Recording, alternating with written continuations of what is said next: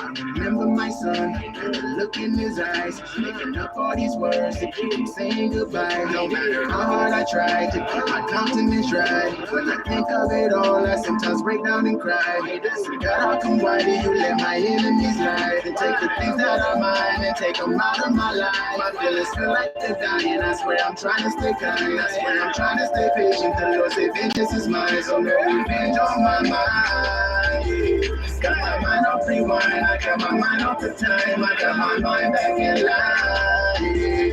Give me back what is mine, I'll only tell you one time. Looking back at all the places I've been, I tried to do you right, but you were fighting. I had to go and leave it all behind me, and now I got a view where you can't find me. And it's looking so magnificent. Looking so magnificent. Looking so magnificent. Looking so magnificent. Baby mama used to always trip on other women. When I come in late night, she always go through my phone tripping. She the reason why we separate and I keep my distance. So when I go pick my son up, he always time tripping. Confused, and I don't know what to do.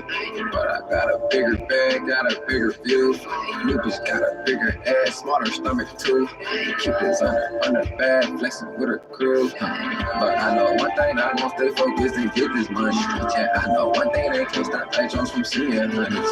Tryna run back to the course, tell them I'm serving junkies. And tell them folks everything so they can take them from me. I don't really know why you're doing everything you do to try to take my life. And I do everything for you, don't wanna see you fight. My baby, it's a better view, I see straight through your lies.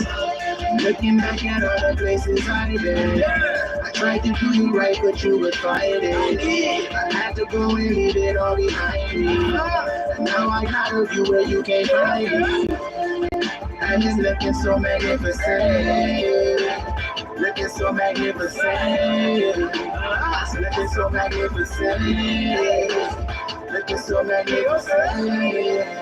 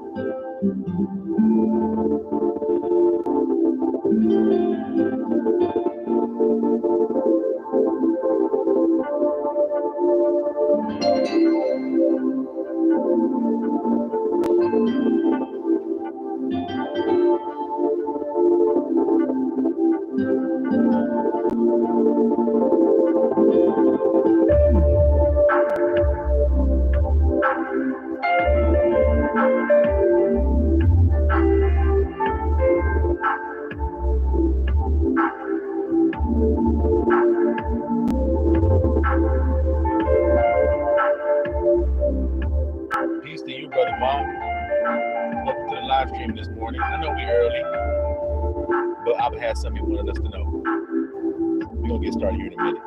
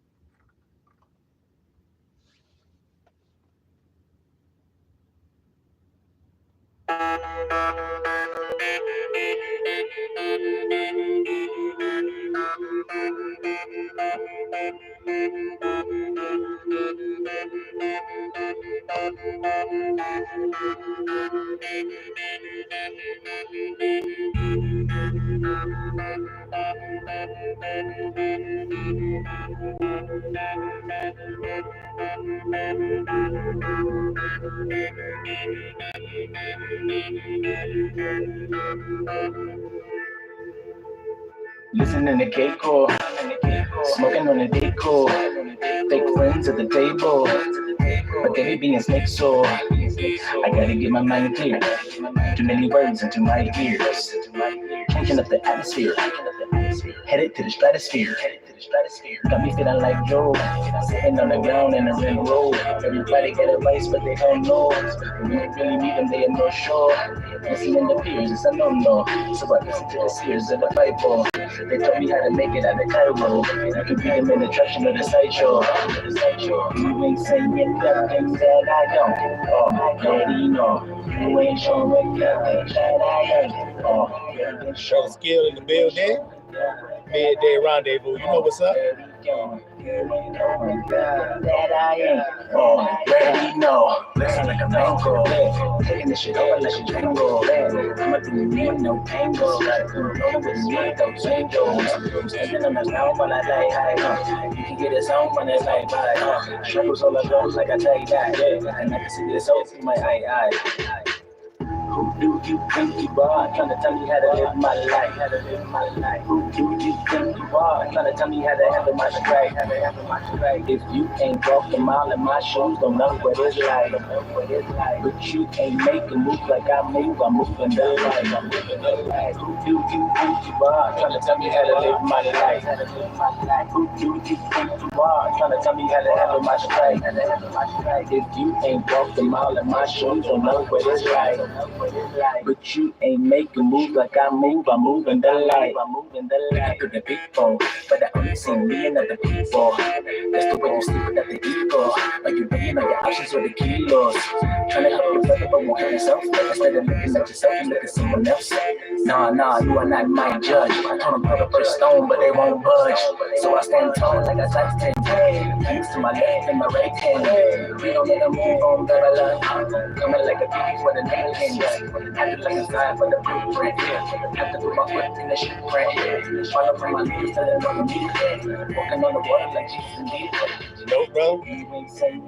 It's a song I made a long time ago. You ain't showing that I ain't. Oh, you ain't showing that I ain't. Oh, baby, gone. You ain't showing that I ain't. Oh, baby, no. Keep it running like a Honda. Speaking in code as a Honda. If you only look when we're coming to you, but it's good that you don't really know sums out. I'm on the speaking and I'm on a mission. If you ain't a fisherman, then where's your fishing? Get about the water when you want to drown. You can never learn to rise, then you stay down. Who do you think you are? Trying to tell me how to live my life. Who do you think you are? Trying to tell me how to handle my strife. That's right. If you ain't walked a mile in my shoes, don't know what it's like. But you ain't making moves like I move. I'm moving the light. Who do you think you are? Trying to tell me how to live my life. Who do you think you are? Trying to tell me how to handle my strife. If you ain't walked a mile in my shoes, don't know what it's like.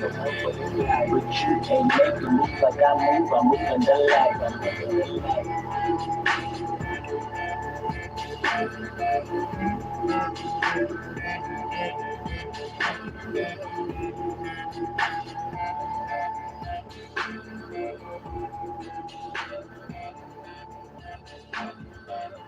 Brother Cut, since you're hearing it for the first time, yeah, I think it's the first time I've actually played it on this page. I got a whole bunch of songs though, but sometimes I'll be forgetting. One more and then we'll get started, fellas.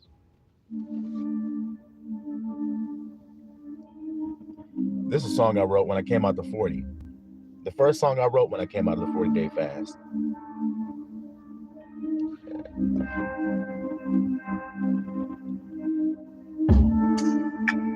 My back to the world and my face to the ocean. I'm blaming my girl, but it's just my emotion. I lie to the world, I can't lie to myself. I lie to the world, I can't lie to myself. I am the problem, it's not someone else. The problem is not someone else. Pulling the weeds of another man's garden. Pulling the weeds of another man's garden. Try to be free, but my heart has been hardened. Try to be free, but my heart has been hardened. I look in the mirror, then night what I see. But it couldn't be clearer, the devil's in me. So I became a man and put my toys in a toy box. I learned to listen and put the noise in a noise box. My ears are clear and my eyes can see. Everybody's looking for the money, but I'm looking for the prize in me. Looking for the prize in me. Didn't know that I was looking for the price in me. Between two things, one for the knife and one for the ladies. One man sits close for the other lead. And one man gotta die so there's a sentence. Because you're chasing after everything, trying to wash away the pain. And every day I was still afraid. I'm like a fire, fire, fire, fire. I'm like a fire, fire, fire. You're like I'm like a fire, fire, fire, fire. I'm like a fire, fire, fire. You're like I'm like a fire. My back to the road and my face to the trees. My head to the earth and I'm down on my knees. My mouth full of dirt as I look for relief. I can't blame nobody, nobody but me. So I forgive those that done me wrong. Cause it was I that hated me all along. And that's the type of wisdom that'll make you strong. Cause if you're looking for his, you're gonna miss it on. Y'all one, but we are not the same. Everybody looking for somebody else to blame. Everybody won't change, but they don't change. Looking at somebody else is looking out of your range. Looking out of your page. Getting passed up cause you write your name. Living out of your pain, you're not living in another, you got nothing to gain. It's a shame. It remains no face to match what really remains. This is all games. You can play it really, you can be entertained. But ain't that thing change until you find out that I am the name. Any damn thing change until you find out that I am is the name. That's the truth. Otherwise, you're gonna end up in a lake of fire. I feel like I'm like a fire.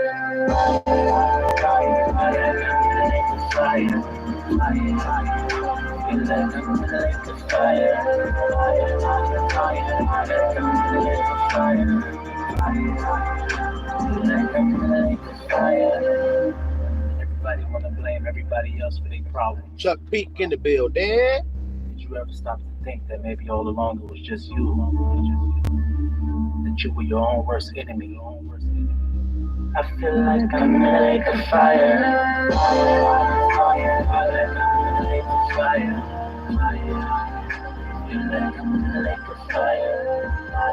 Said you at work right now. You still getting it in peace, bro. Glad to have you here today. Alton Jarrell. Hope I pronounced that right. You said fire, bro. Thank you, brother. Thank you, brother. Skill, fire. That's what's up. Thank y'all, man.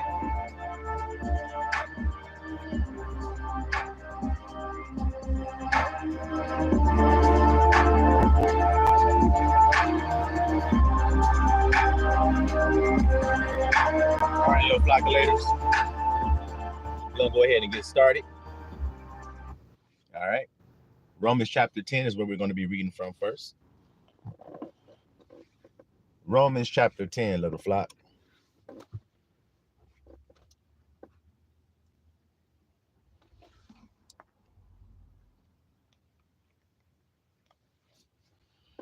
For the few brothers that's here, y'all know what we've been talking about recently, right?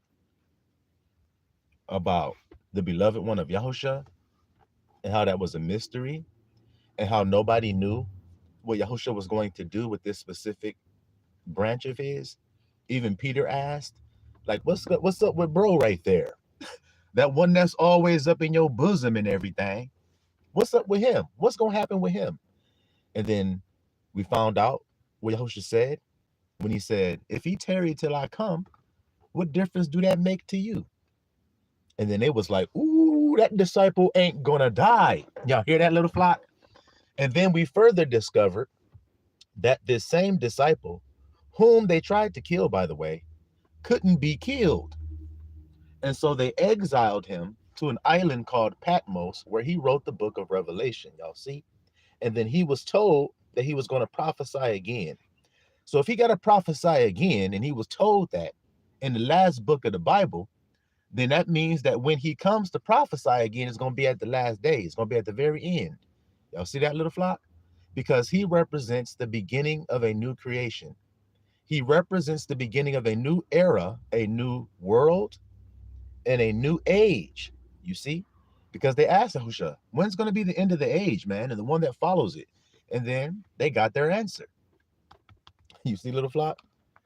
So now that we've collected all that data, then we need to understand why we've collected all that data. And that's what we're going to understand today. Okay, little flockulators? Y'all with me?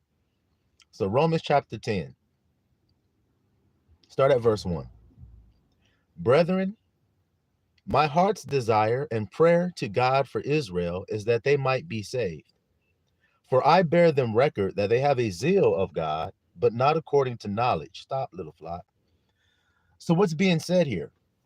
That obviously there's a people of God that have a zeal of God, but it's not according to knowledge. So what does that mean? They have a zeal for God, but not according to knowledge. Well, that means that they have a desire to want to please God, but they're not doing that because they don't have the know-how.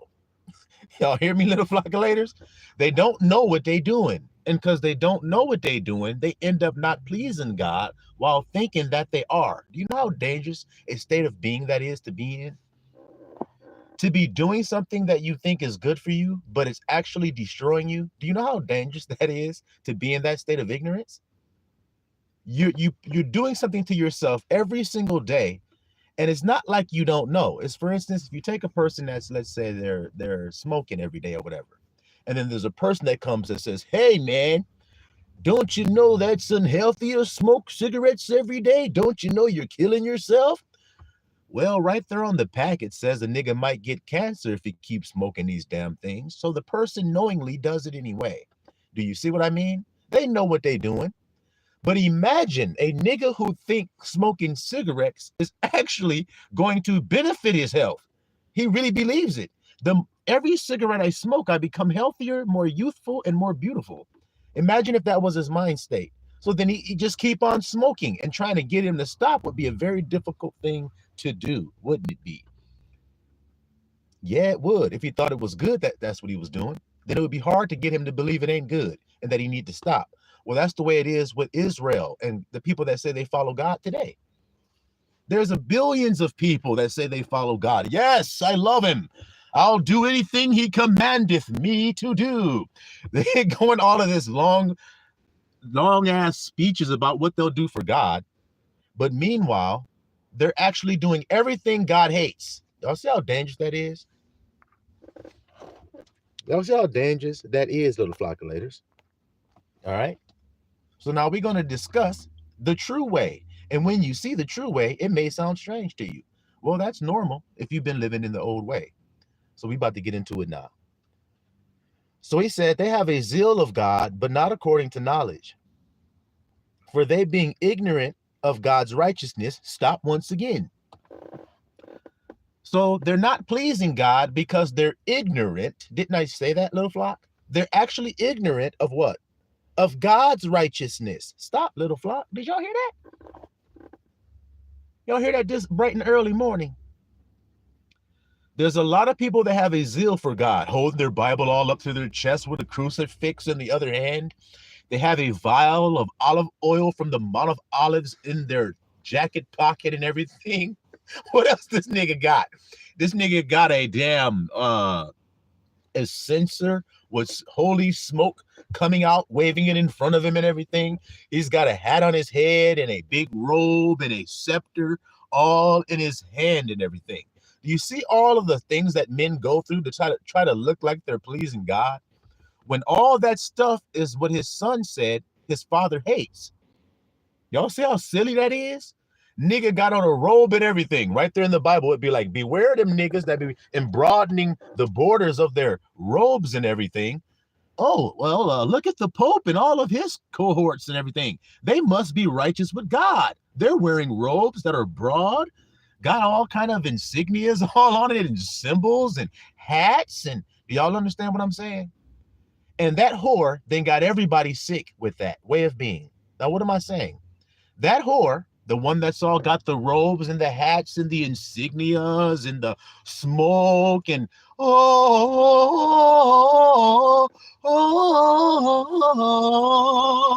singing in Roman and Latin and all this other shit them niggas be doing. Y'all know how it is.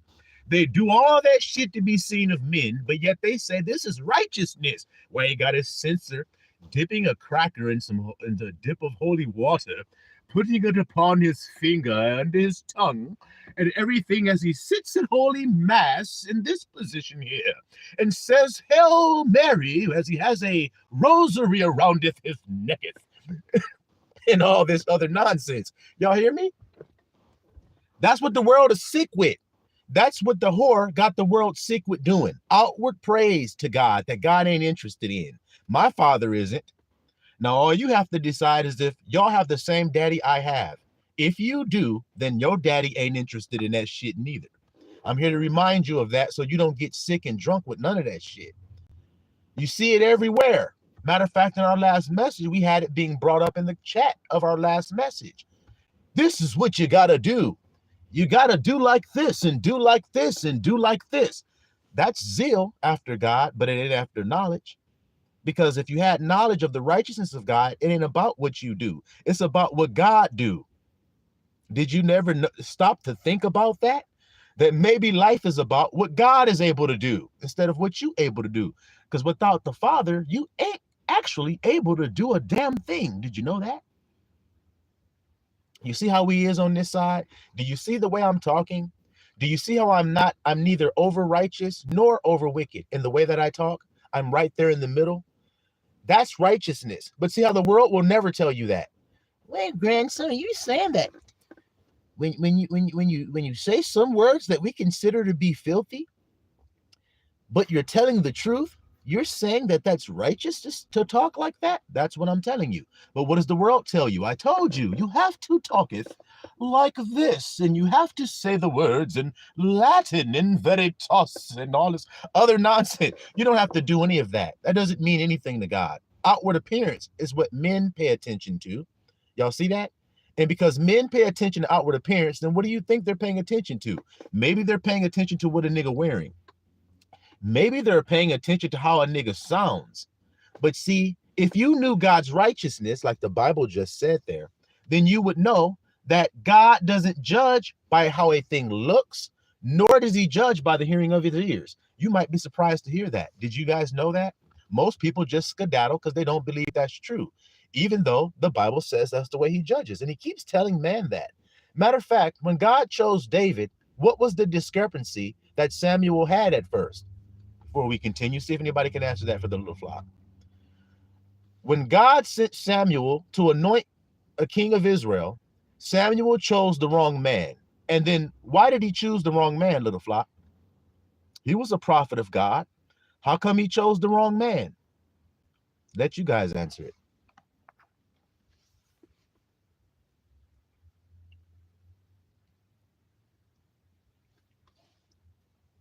Chuck Peak said his status.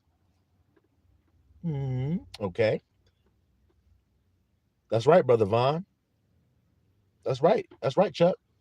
Outward appearance is why.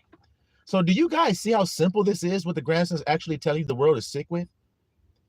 Samuel chose the wrong man. The man he chose was a man named Eliab.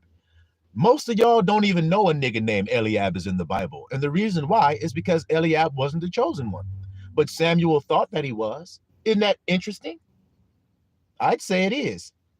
And he thought that Eliab was the guy because of how he looked. Because when he saw him, he said, surely this is the Lord's anointed. Do you see that? And he was wrong as hell.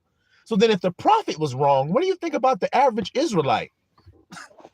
Shit, you think they was right? No. And then what did God tell Samuel about his wrong judgment? What did God say? Brother Skill said, or Brother Cut, one of y'all brothers, said because of how he was built. I think that's Brother Cut. Because of how he was built. That's right. He looked at his stature. He looked at his height and everything. He said, good gosh golly. Surely, see how he said surely? This is the Lord's anointed. And God said, I rejected him. So then come on. A prophet says, that's the Lord's anointed. And then the Father says, I've rejected him. And then why did he say, did he say Samuel's error was, little flock? The same thing you guys said earlier. He said, God the Father said to Samuel, you judge like man judges, for man judges the outward appearance. But God doesn't judge that way. So then there's no need in us thinking God does. But how many people think because of what they did outwardly, God is pleased with them? Or what they didn't do outwardly, God is pleased with them? A whole lot of people is. Yahusha came and clarified that it ain't about that. There's something you're doing before you do that it's important. How come nobody wants to pay attention to the part that you do before that other part that you do? As if the other part that you do is more important than the part that you act like you didn't do, that you did do. Do y'all understand what I'm saying? And y'all follow what the grandson's saying today?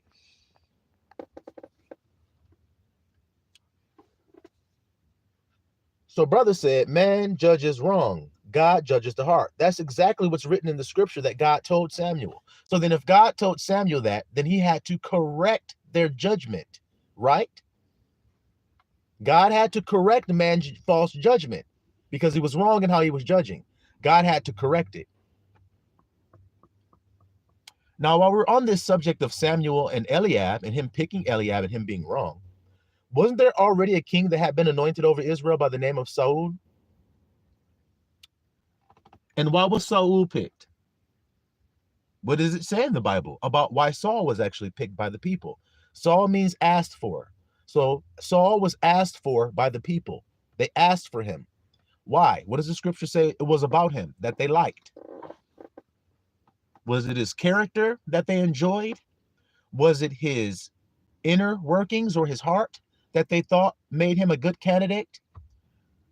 Was it his reigns and his self-control that they adored of him that caused them to say, that's the guy? Was it those things as to why they chose Saul?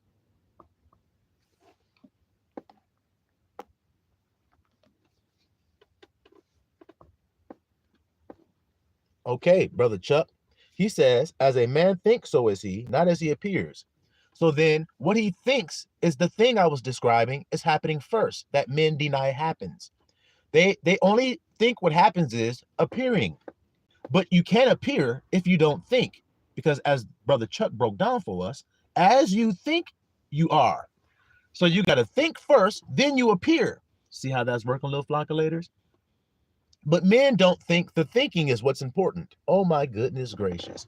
They think the appearance is what's important. And then we just described it by what Samuel thought about Eliab. Y'all see that there?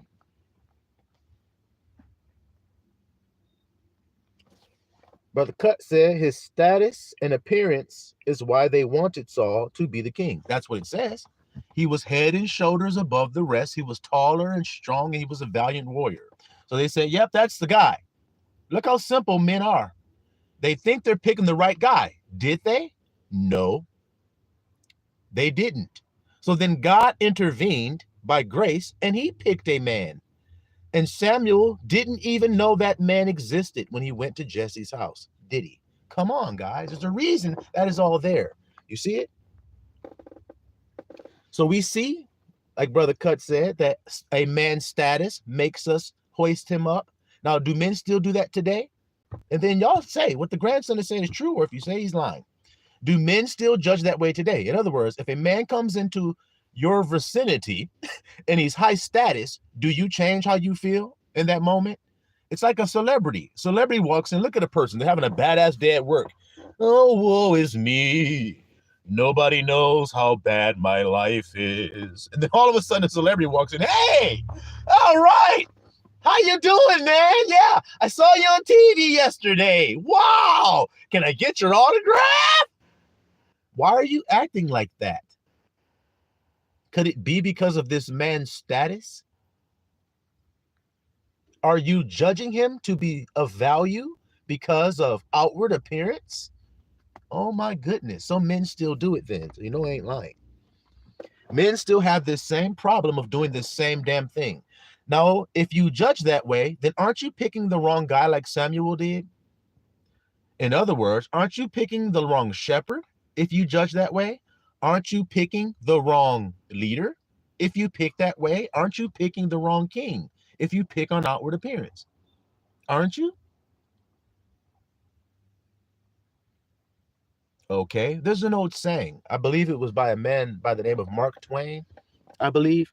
And the saying goes like this. It's not the size of the dog in the fight, but it's the size of the fight in the dog. You guys ever heard that saying? Is it a true saying or is it a lie?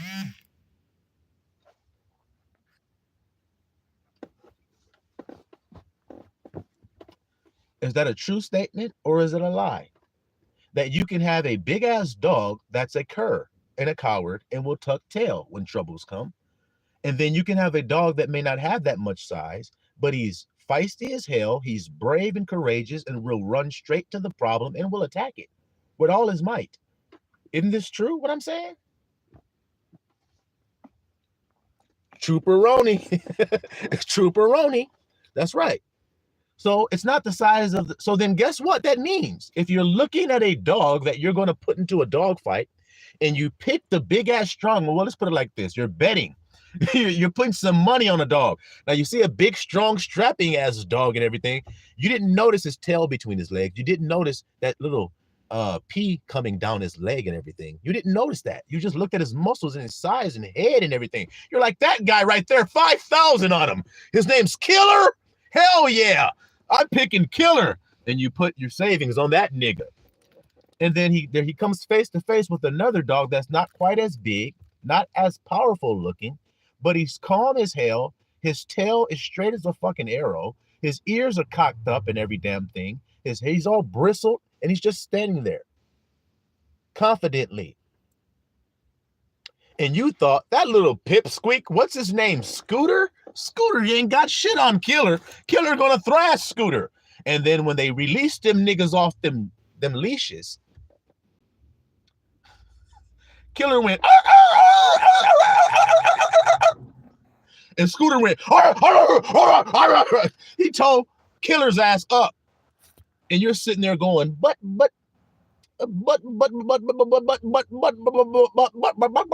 yeah, maybe you need to switch over to cockfighting. Because dog fighting ain't your shit. You can't even tell what kind of fight is in the dog. You too busy looking at the dog. Isn't that what was Israel's problem? They was too busy looking at the dog to see the fight that was in him. Isn't that true? And that's what they do with everything, little flock. They do it with everything. It's not just with picking a king. What happened when they said between Yahushua and Barabbas? Who did the Israelites pick that day? Come on. Come on. So then can they judge right? Nope. They can't. And it said it over and over and over. Matter of fact, let's go to Yahushua and let's see what he had to say about judgment. He said, you all judge after the flesh and outward appearance. Oh my God. So then we go all the way from Samuel all the way to Yahushua's day, and Israel still was judging wrong. So do you think they may still have that problem today? Well, when Yahushua says the Spirit of truth and the Comforter will come, he will reprove the world of judgment. So then am I lying about what I'm doing here today, or am I actually just doing what God said would happen? The world is judging wrong. They think they're right, and that's why they won't listen to the one telling them that they're wrong. That's why. They will just go along eating and drinking, being given in marriage and every damn thing else until they're all taken away because they didn't know true righteousness. Men are so concerned with the judgment of men that they cannot even accept God's judgment. They're too bogged down with men's judgment. They wake up that morning, they're all in the mirror looking at their vessel. Okay. Make sure I don't have anything on my face. Okay, wash and wash and wash. Take my toothbrush here, my crest and everything, and do it like I need to do it to get all of the shit pearly white, sparkling clean. Then I do that. Then I look again. Then I take a comb and some other hair product and shit. Then I get to working on that and every damn thing to make sure that shit is perfect. Then I look in the mirror and look at my body and everything. And then I say, damn, I need to get in the gym and get this right and then get that right. And then I get my clothes and I make sure that I get the one that has the name brand that people go crazy over.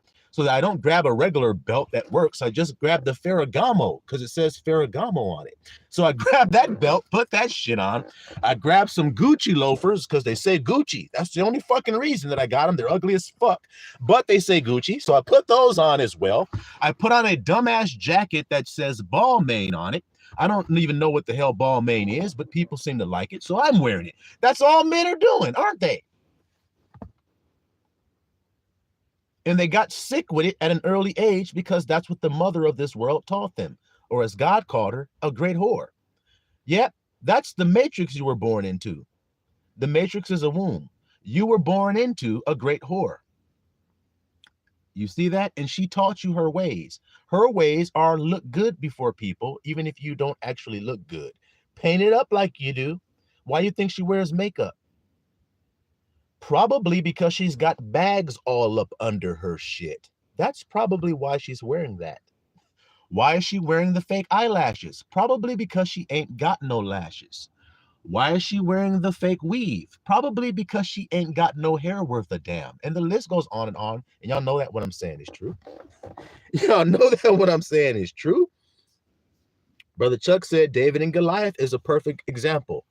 So David and Goliath was a perfect example that God used to show this principle that the grandson's saying today, didn't he? He used a lad, a young kid, and he used a big-ass champion and a warrior that killed up a whole lot of people already. And he made them fight so that he could prevail over that giant with that little kid and say, see, guys? Because it's about this. Look, Killer is Goliath. I see why you went there, Brother Chuck. Killer is Goliath. Scooter is David.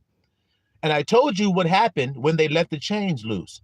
When they took that leash off that nigga, then David, it said he ran toward Goliath. So Scooter ran toward Killer. See what I mean about the kind of fight that's inside of a dog? He don't run away from the shit. He run toward it. Isn't that what I said? So did David run toward Goliath? Yes, he did, it said. He ran toward him, and then he struck his ass dead. And then he took Goliath's sword and cut his head off with it.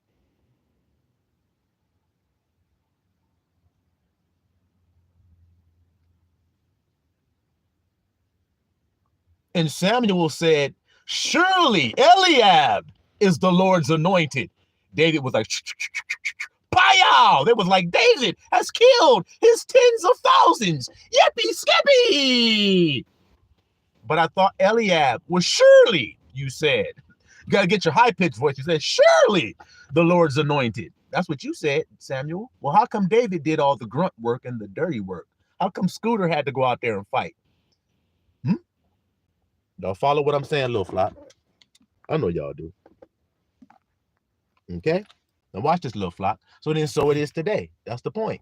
This is why Israel can never judge who's sent to them properly. What did Yahushua say about when God sends prophets to Israel? What does Israel do to them? Before we continue, let's clarify that fact. What does Israel do to the men that God sends to them? What did Israel do to them?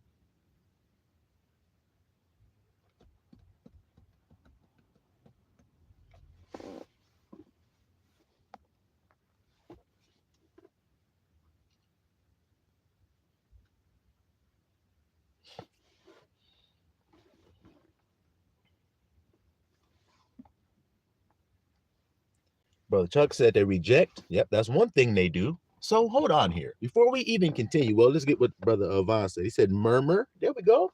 They're going goose stace. You see that there? So that's two things. They also do some more stuff that's even worse than them things. So just those two things alone. Let's start right there. Let's percolate on that real quick. So this is God's people. The people of God. Right, little flock? And God sends them a messenger to tell them what they need to do to please him. And when that guy is sent to them, they reject him and they murmur at him. And what else do they do? What do Yahushua say they do? He said they stone them. So that means they will kill the ones God sends. Well, what did they do to Yahushua? Yahushua said, God sent me. What did they do to him? They killed him. So then this isn't any discrepancy. This isn't any like strange thing that I'm saying then, is it? Nope, it's not at all. So they kill the prophets, they stone them, they hate them, they mock them, they ridicule them. This is making sense? Why would you do that if you believe that that was a man from God? Why would you mock him, hate him, because you don't believe it's from God? Now we've discovered what makes a person think that he's not from God. What about the person that's sent makes the people think that he's not from God? What about him, guys? Let's clarify that because it's important. It's important. What is it about the man that is actually chosen by God that makes men say, no way, he couldn't be? What is it about him?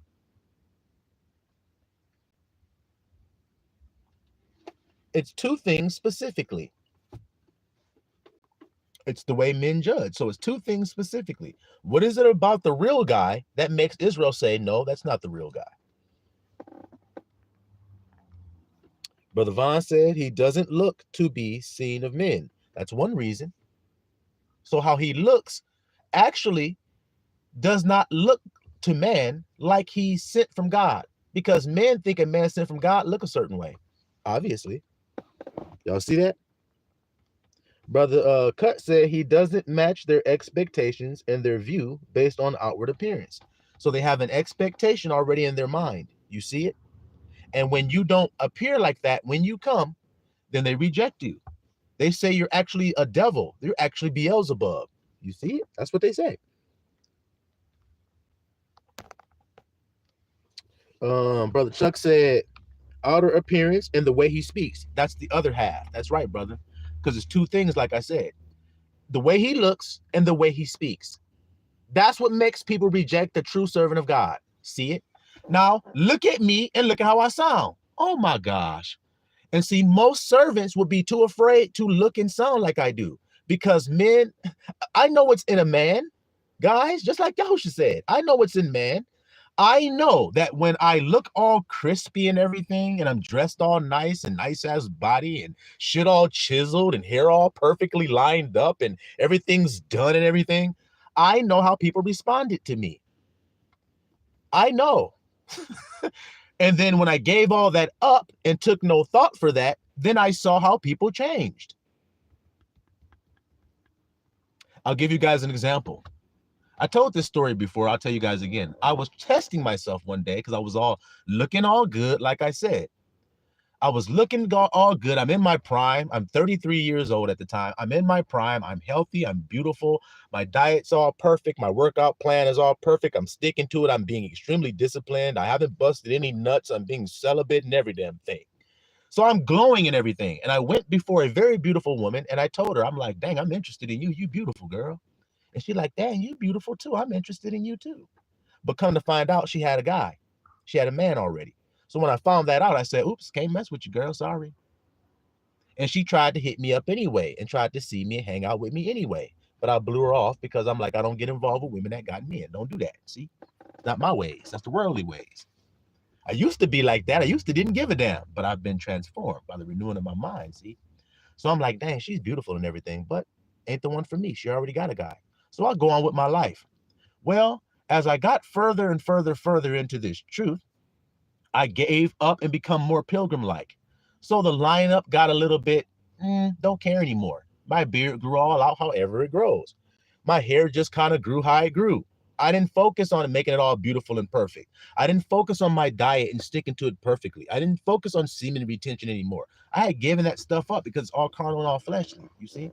I had given it up. So I was looking like a pilgrim now. Well, guys, I went and saw that same girl. Okay?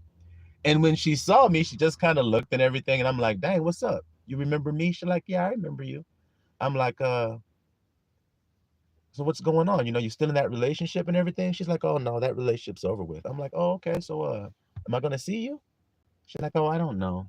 I don't know. I have to think about it or something, maybe. So do y'all see how simple that was and how quick? And believe me, I knew it. That's what I mean. I knew that that would change how she felt, how I appeared. I knew it. But then that proves to me how she judges, doesn't it? So will you be with me when I'm down and out?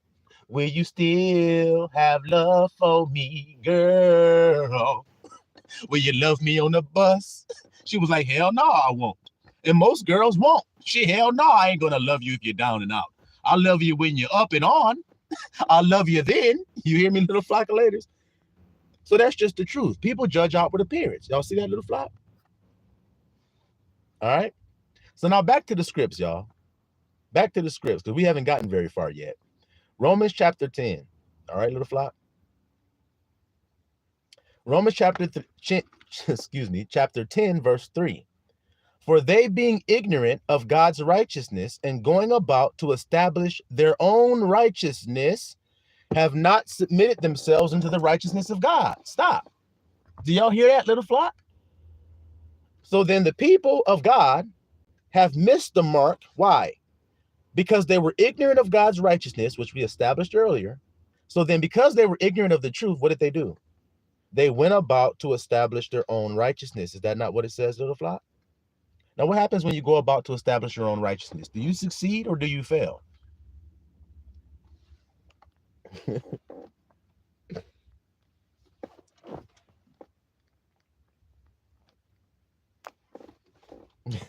Y'all silly, man. Would you love me if I was down and out? Would you still have love for me, girl? She like, no, stop singing that damn song to me. Hell no. I'll be with you if you can get me a Lamborghini and a Rolex, nigga. You like, shit, damn. Never mind. That's right. You see? So they're ignorant of God's righteousness. So they went about to establish their own. Did y'all hear that? So can you guys give me an example of some ways that men have established their own righteousness? I just gave you guys some examples. Can you guys give me some more examples of how Israel has gone about to establish their own righteousness?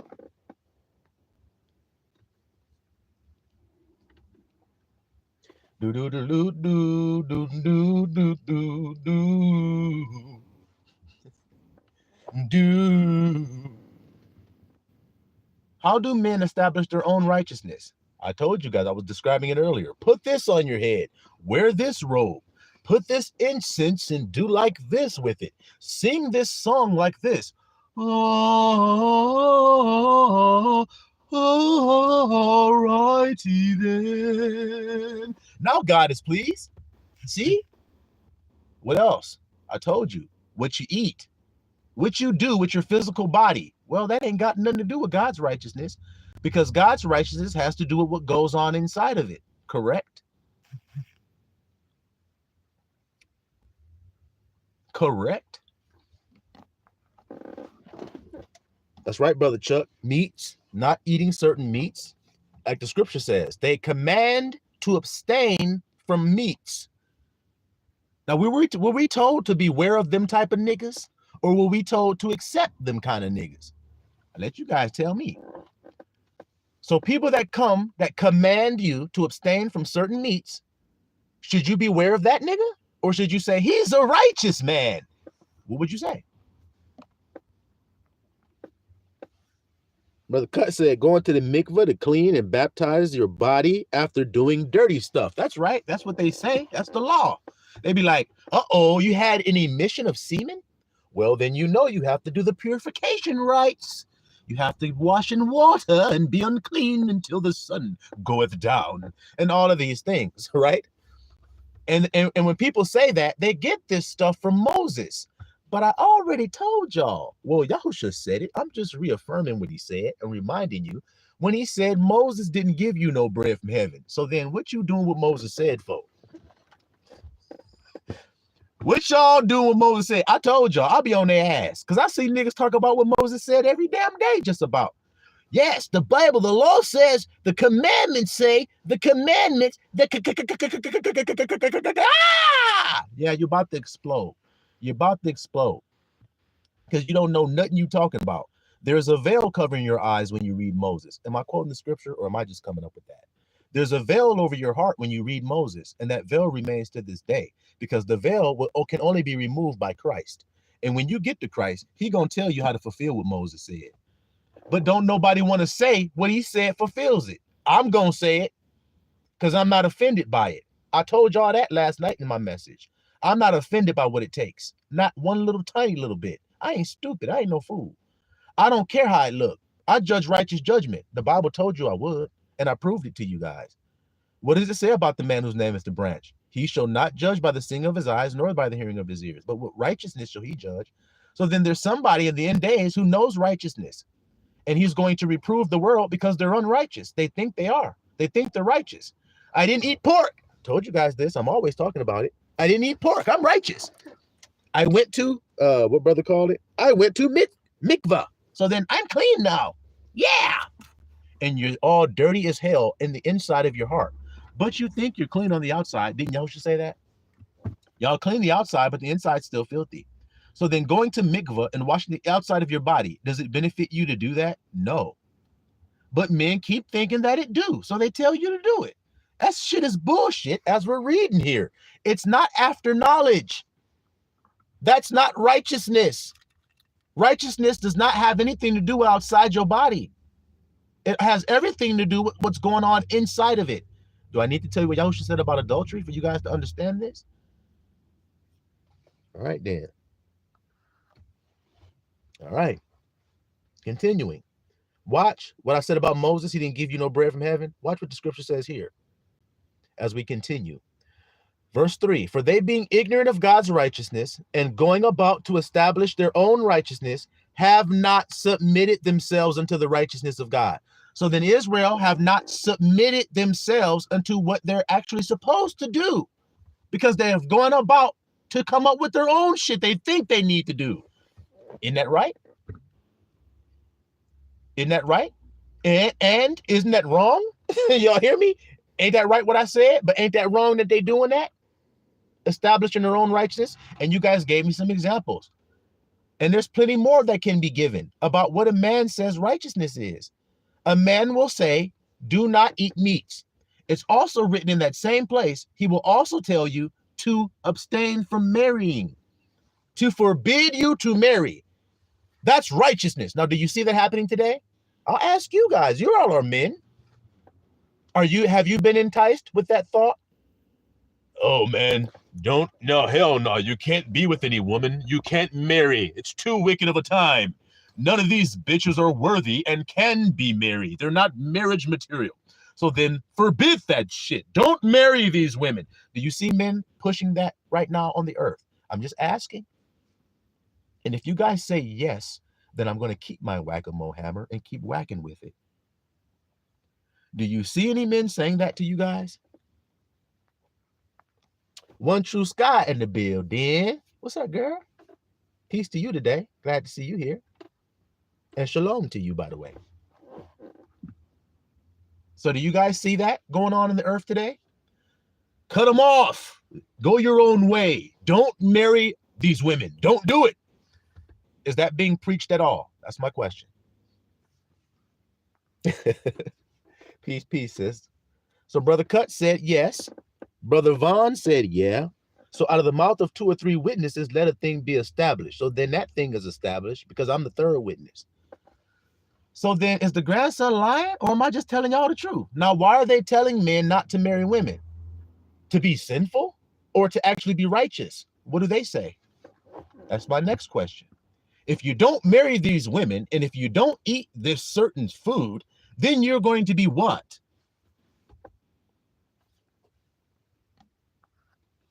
I'm going to keep on whacking, bro. They ain't got no choice, no way, because they can't do nothing with these weapons I got. I've been saying it for years. And the niggas still ain't coming out. They coming out like killer. You see, like I said earlier, these other false pastors and false shepherds, their ass is on the hot seat because I'm here and I'm a real one. And so I'm displaying that it has nothing to do with outward appearance. You see, it's a tough cup to swallow because I'm a handsome, beautiful person. So I like to display that. I had to find out that that wasn't what it was about. And so I display that now.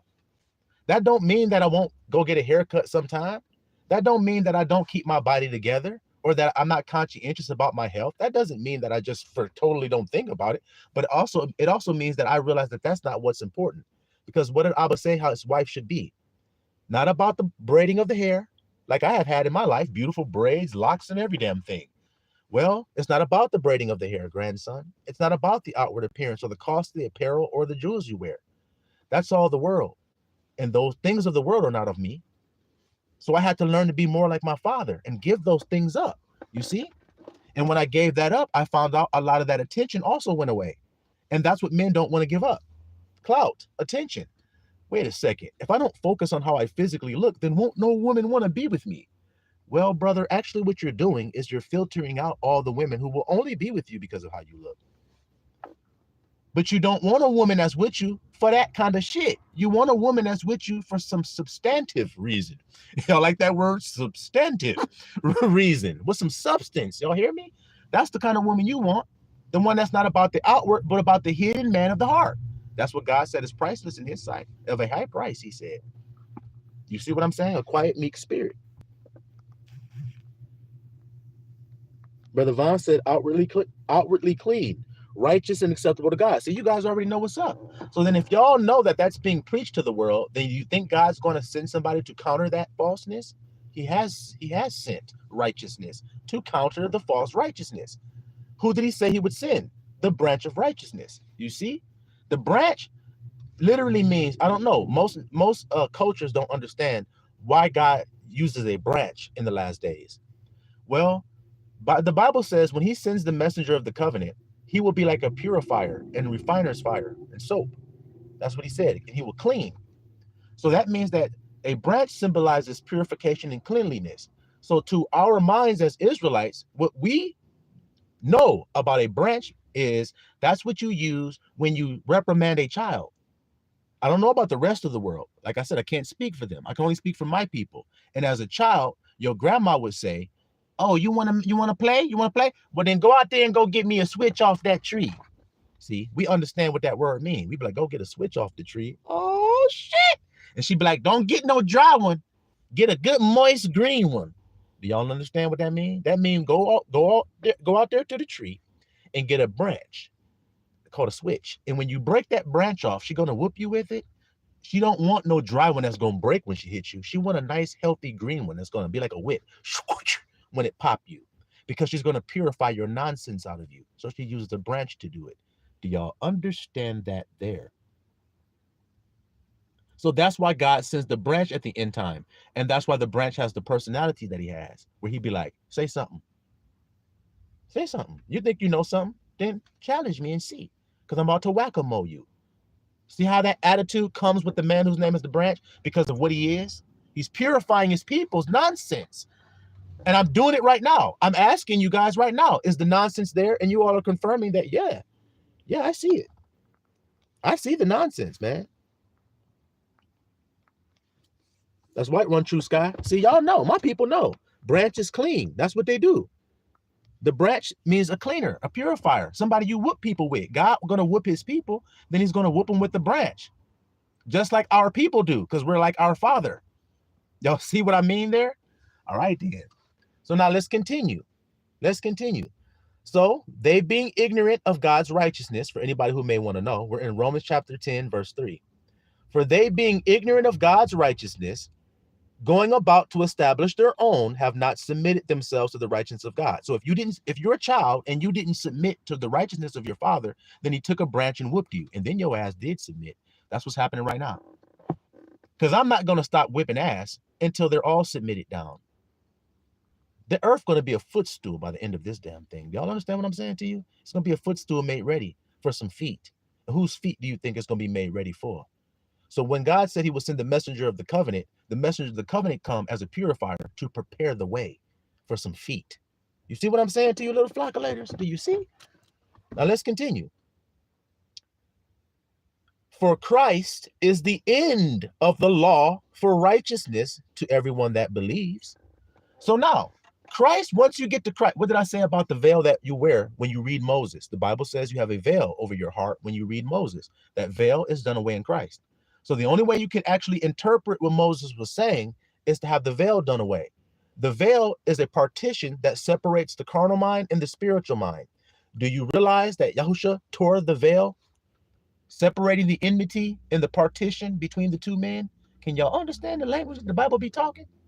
When Christ was on the cross, the veil in the temple rent from the top all the way to the bottom. The temple is your body. So when Christ made his sacrifice, he tore down the veil and the wall of partition between your carnal mind and your spiritual mind, which allowed a way to make a passage for you to pass over. Y'all hear this word? For you to pass over the Red Sea over into the promised land. The promised land is the spiritual mind of life and peace, which is the covenant that God gave to his people. The covenant is of life and peace. Life and peace is the spiritual mind. That is the promise that he gave to us because we had been in the carnal mind in slavery for hundreds and hundreds of years. Our deliverance is here now, and our deliverance is I am. And so now are you a slave? Well, when you know the Father, you can't say the Father is a slave, and you won't. You see how that changes everything about your life? You will never say the Father is sick because you know he's not. So then you won't say I am sick anymore. You see how it's all connecting like Legos? You know the Father isn't stupid, so you would never say I am stupid anymore. Because now the veil that Moses, when he said God's name is I am, it's right there in the Bible, but yet nobody has no veil removed to understand what that means. They're just going, yes, I am that I am. Ahaya Asher Ahaya. And Yahweh Bahashem Yahweh Shai. And they say all these words, not realizing that they're still taking the Father's name in vain. If you say I'm stupid today, if you say I'm sick, if you say I'm lacking, if you say I'm struggling, if you say I'm anything negative, you have taken God's name in vain. That's true judgment. That's teaching you how to truly take the Father's name in truth now. That's righteousness. And all you have to do is believe what you have said about the Father for it to be true. Do you believe the Father is sick? You'd be like, oh, hell no, I don't believe that at all. So then stop saying I am sick. But I'm not talking about God, grandson. I'm talking about me when I say I am. Well, then why does the Bible say here that that's God's name? Oh, shit, I didn't know. I know. You had a veil. You don't have it anymore, do you? Only one person can remove that veil. And that person that removes the veil is the anointed one. So then y'all still want to play? Or do y'all want to submit? Because the Bible says that it's time that y'all do submit to the righteousness which is of God. And I'm going to tell you what righteousness of God is. We're going to get into it. And once you hear it, nobody can deny that it is the good news that come from heaven. Once I tell you what it is, what the good news actually is. Okay? For Moses, verse 5, the guy we're talking about, see how it brings them up? For Moses describes the righteousness which is of the law. So Moses only described the righteousness that is of the law. He did not describe the righteousness which is of faith. Now, I got a question, guys. Can you please God without faith? That's my question. Is it possible to please God without faith?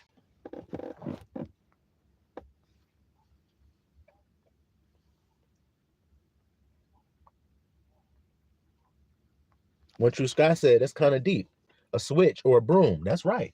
Both used for cleaning. You see? Using that stick for that cleaning. Vaughn said the schoolmaster. That's right. That's right. Schoolmaster that brings us unto who? Christ. You know it. That's right. The schoolmaster, then Christ's love. That's right, Brother Vaughn. You hit it right on the head, brother. That's it. But people get stuck at the schoolmaster thinking that they've graduated. You ain't at the School of Marvelous Light, then you ain't graduated shit. Because only the people that are here at the School of Marvelous Light have graduated the schoolmaster. That's the only way. Because once you get here, I'm going to make sure you graduate that damn schoolmaster. I'm going to make sure of it. I'm going to be like, hey, I got that branch. I'm like, hey, you got any bullshit up in you? You're like, damn, grandson, sheesh, don't hit me with the stick. I'll be like, yeah, I can't help who I am. I'm doing it because I love you. Ain't that what the father would say when he's, or the grandmother or anybody, when they're whooping with the switch? I'm doing this because I love you. It's hurting me more than it hurts you. And now that I've become a parent, I understand that concept.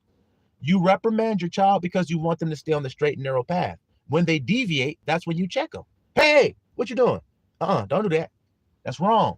Do the right thing. That's all we do as parents. Well, that, hey, what you doing? That's me. To the nation of Israel. You see it? Hey, pow! See with the stick? Kapow! Hey, where you going? What do you do with a sheep when he goes astray? You just let him go? or do you tap him on the head with that rod? Now, the guy that I'm describing to you, the branch, he has a rod. Where is his rod? Is it in his hand? Because he has one. Where is the branch's rod at that he pop you with? Where is it at?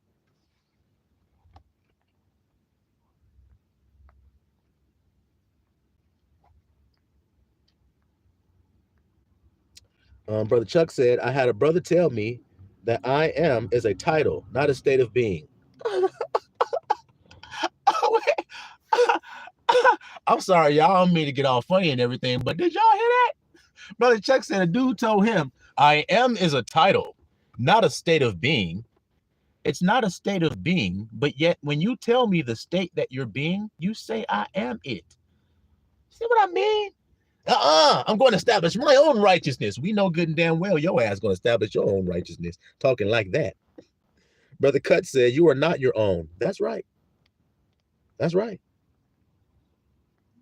Brother Skill said, he sees what's inside your heart. That's exactly right. He's not looking at the outside of your body. It's just men do. We do. And God made clear to tell us that. You see? Brother Vaughn said, perfect love cast out fear.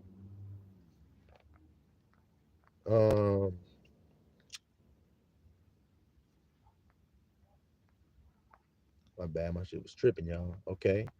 Brother Vaughn said his lips. That's right. Where his rod is at. That's right. That's right. So he's got a rod that he tap you with when you go astray, and his rod is in his mouth. You see it? So if you guys were to hear, I'm just going to ask you guys, just honestly from heart to heart. If y'all were to hear, God said, I'm going to send a servant, and he's going to be a branch, and he's going to be a purifier. And who shall withstand when he comes? When you hear that, doesn't that describe somebody with a very sharp tongue? Somebody who can reprimand you harshly with their mouth? Isn't that what you would think is coming? So now, when y'all have heard the grandson teach or preach, isn't that what you hear? Click like Legos, because it does. That's why I talk the way I talk. And I have to explain that to the flock because they've been dumbed down and confused by this world that thinks that that's a wicked man who talks the way I talk. That's unclean. He cussed when he talked. That ain't got nothing to do with unclean. You don't know what unclean is then, nigga, if you think that's what unclean is. Because the Bible told me what profane is. See? Profane is unclean. The Bible told me what profane was. It's deceit and it's lies. So what would you rather have? A nigga that don't cuss, but he lie and he deceive you when he talk? Or a nigga that will always tell you the truth, but every now and again he cuss? Which one would you say is righteous? See how I have to actually bring that to people's attention? Because they just automatically go, the guy that cusses is the wicked one. Shit, nigga be in class, you ask the nigga, which one's the wicked one? The one that cusses? Yes! Yes! The guy that's saying fucking bitch and everything. He's the one with a demon. No, the one with a demon is talking to your ass like this. Hi, brother. I love you. Man, do you know that we can take this money that we have here and we can go and feed the poor? Isn't that wonderful? Isn't that a wonderful thing to do? I think so. Yeah. Oh, wait, the master's talking. Let's all go listen to him and hear what he has to say. That's how a demon talks. I bet y'all didn't know that, did you? Most people wouldn't believe that. No, grandson, that's not how they talk. Okay, does the Bible say that Satan disguises himself as an angel of light? Does the Bible say that? So then, Slicer, don't play. Don't play. All right?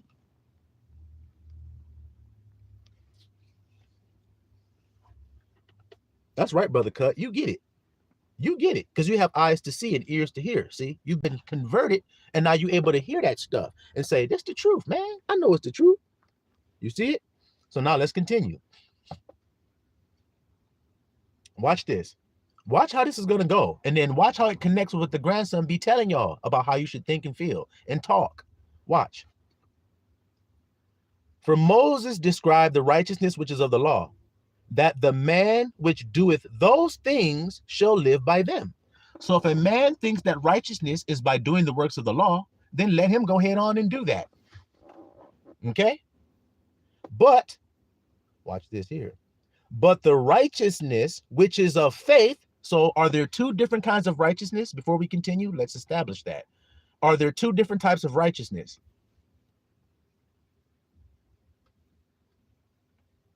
Let's establish that first.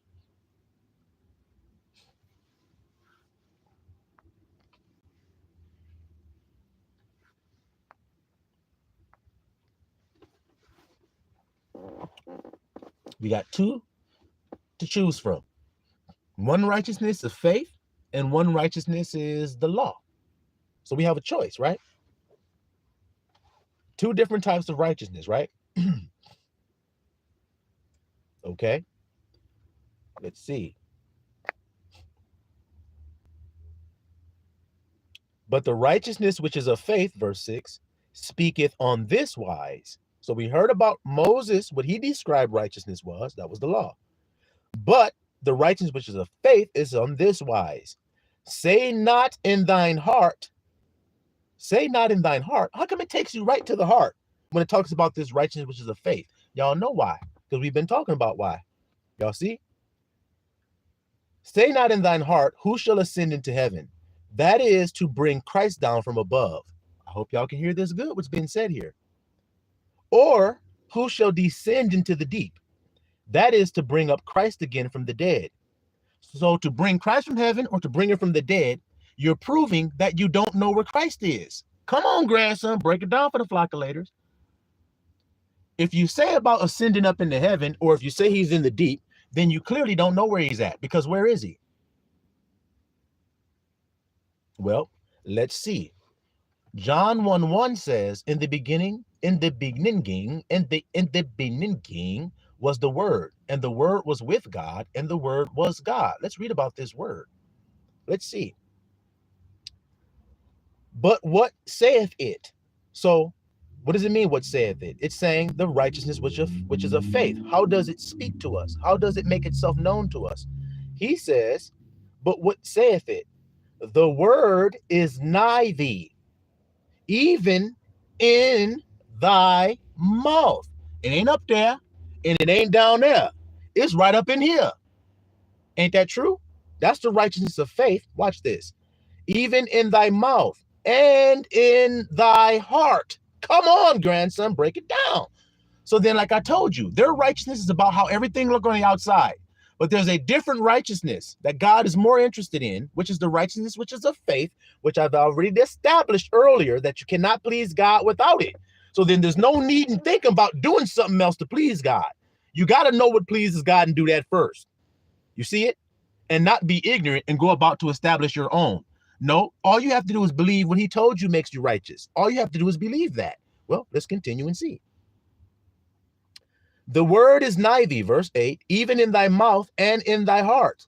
That is the word of faith, which we preach. Stop. So the apostles of Christ preach a certain type of faith. It's called the word of faith. Like he said, that's what we preach. We don't teach about Moses and this law of righteousness. We do not teach that. We teach the law of righteousness, which is of faith, which is a word that is in your mouth and in your heart, which means inside of you in your secret place. Now, what is that word that's in your mouth that the grandson keep telling you about? It's the way you use the Father's name. Do you use it faithfully or faithlessly? How does a faithless person, as Christ said, you faithless and perverse generation, so you know I ain't lying, that there are many. How does a faithless person address God? As if he's up there or down here. Not that he's up in here. That's how people are wrong. Can't you see it? They don't talk about God in a present tense state of being. Like Brother Chuck said, the man didn't even understand. I am is in a state of being. Well, then put yourself in a state of being without saying you're in it, you dumbass nigga. You don't know the state of being until you decide how it affects I am. And then that tells you the state of being you're in. In other words, when you're getting a massage and they say, how is that? Are you enjoying that? And you don't enjoy it, you'll say, hell no, that shit hurts. Stop doing that shit. But if you are enjoying it, then you'll say, I'm enjoying that. Do y'all understand what I'm saying here? Can y'all understand spiritually what I'm explaining? Hope so. Okay. Levi versus the order of the bread. Okay. See, you get it. That's the war. And it keeps on saying it. We were talking about it in our message yesterday. When Caiaphas and Yahushua were standing there, those were two high priests, guys. And then I told you, one condemned one to death. Levi condemned Yahushua to death. See how their mind is carnal and death? What did Yahushua do? He gave grace. See how they're totally different? Where are your, what do you say? Where are your accusers? Neither do I condemn thee, but go and sin no more. A Levi will never do that. Levi is like, you're in adultery? Stone! Take my shit off right now. Get a stone! Stone her! She is unclean and a filthy whore! Yahushua came right in like, what about you, my nigga? What about you? What are you? See how it comes back to the Father's name?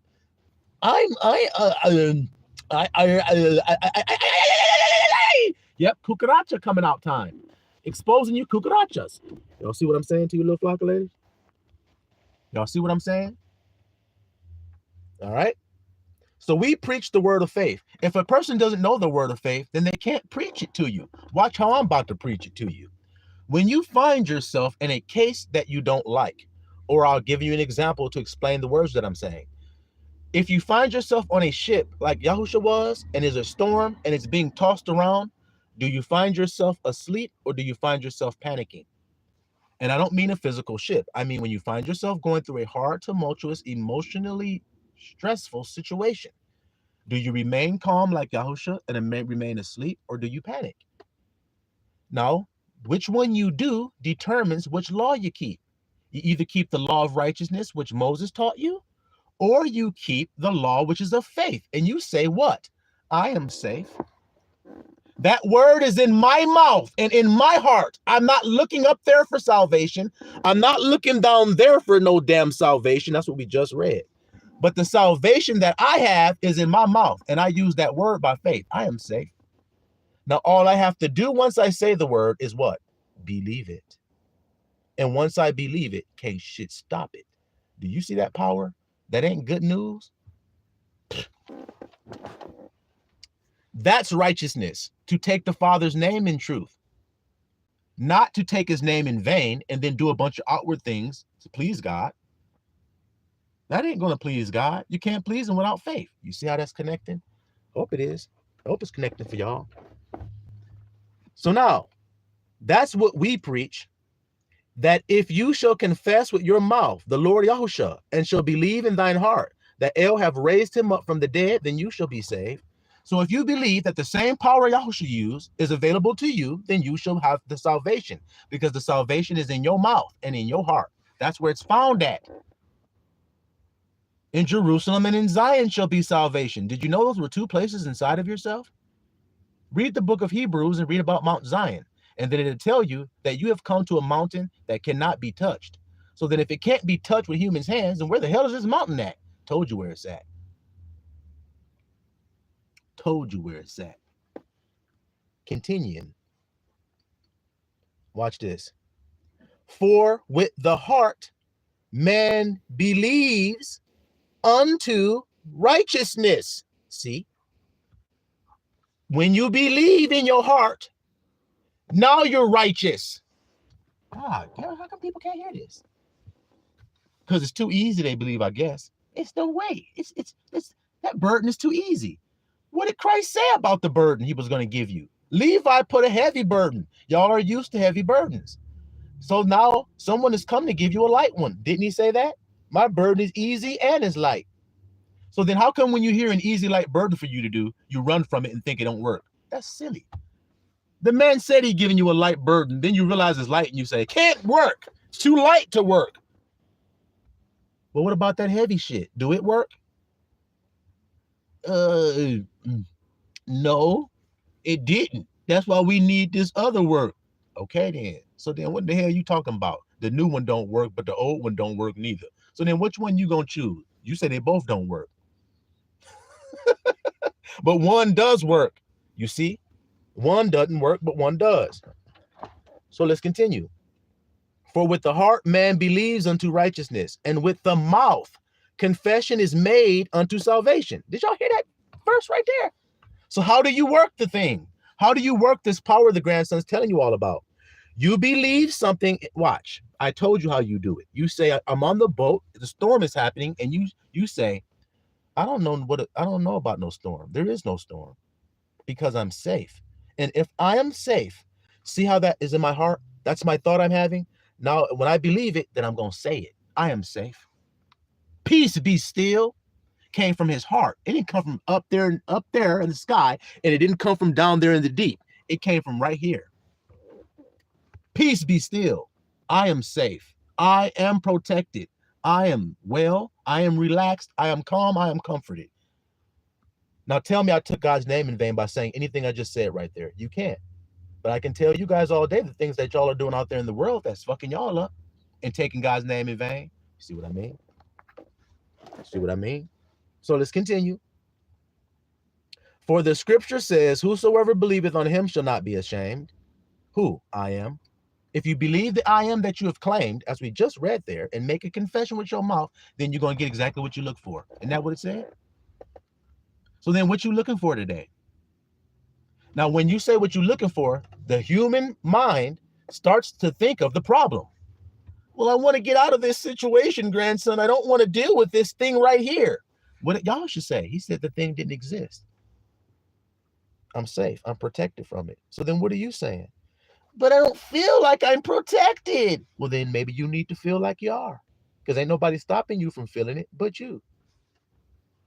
Do you lack faith today? That his power of his name is able to triumph? Because I don't lack that. I believe that it will trample. So when shit come, I start using his name. I don't waste any time with anything else. Anything else is unrighteous. Anything else would be uncivilized. I'm going to go with the righteous thing, which is if I slip, then I'm going to say, I'm stable. If I fall, then I'm going to say, I'm standing. If I hunger, I'm going to say, I'm full. If I'm thirsty, I'm going to say, I am quenched. If I'm lonely, I'm going to say, I am loved. I don't know if you guys can understand what I'm saying and can concur with it. Can you? Is that the word of faith that I'm describing? How can I describe it if I don't know it? Because I do know it.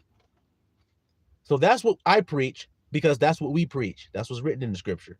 So let's continue to see what else it says. For there is no difference between the Jew and the Greek, for the same Lord over all is rich unto all that call upon him. I am. He don't care who you is. If you call upon his name, then he'll give you the desire of your heart concerning it, what you've said and what you believe concerning it. Jew or Gentile, doesn't matter. How then, watch this, little flock. Now, I've asked you guys before, did some of you not know the Father's name before you came here? And some of y'all was like, no, I didn't know the Father's name was I am. So I didn't know I was taking that name in vain. But I do now. So you do now because you heard something, right? Let's read this and let's see what it says. See if the grandson do preach this thing that it's saying or not. Let's see. How then shall they call on him in whom they have not believed? And how shall they believe in him on whom they have not heard?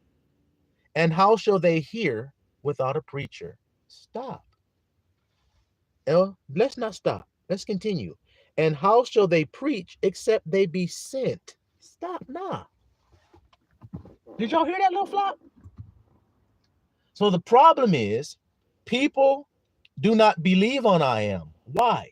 Because they have not heard of I am. Like some of you guys admitted you haven't. See? But you do now. Why? Because you have a preacher. And how should that preacher preach what he got to say except he be sent? So the only way he can preach this word of faith is he must have been sent. Did I tell you guys I was sent to you? Or did I tell you guys I just popped up and just decided to do this? What did I tell you?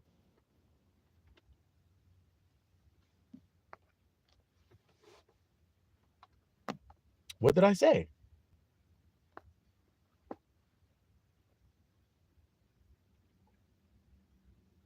Yeah, man, I was reading the Bible one day and I realized I could figure it out all on my own. And so I decided to go run back to the people and start to preach to them. It's not what I told you guys at all. What have I told you?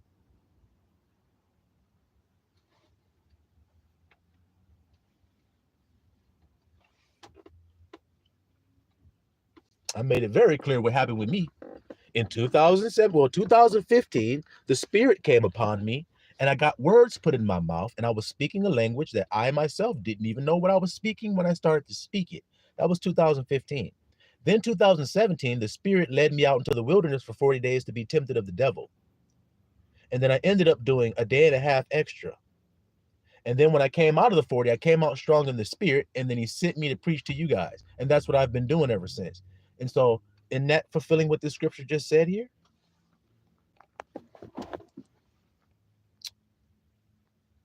that's right, Brother Cut. I am have sent you. Isn't that what I tell you? I say I come in the name of I am. So then who sent me to you? You guys know who sent me. If I'm telling you the name, I can't come and say I was sent if I don't know the name. I'll read it again, guys. I'll read it again. How shall they call on him in whom they have not believed? And how shall they believe in him of whom they have not heard? And how shall they hear without a preacher? And how shall they preach except they be sent? See? So the only way you'll hear of the salvation that's available to you is by grace. Abba got to send you somebody to tell it to you, called a preacher. You see?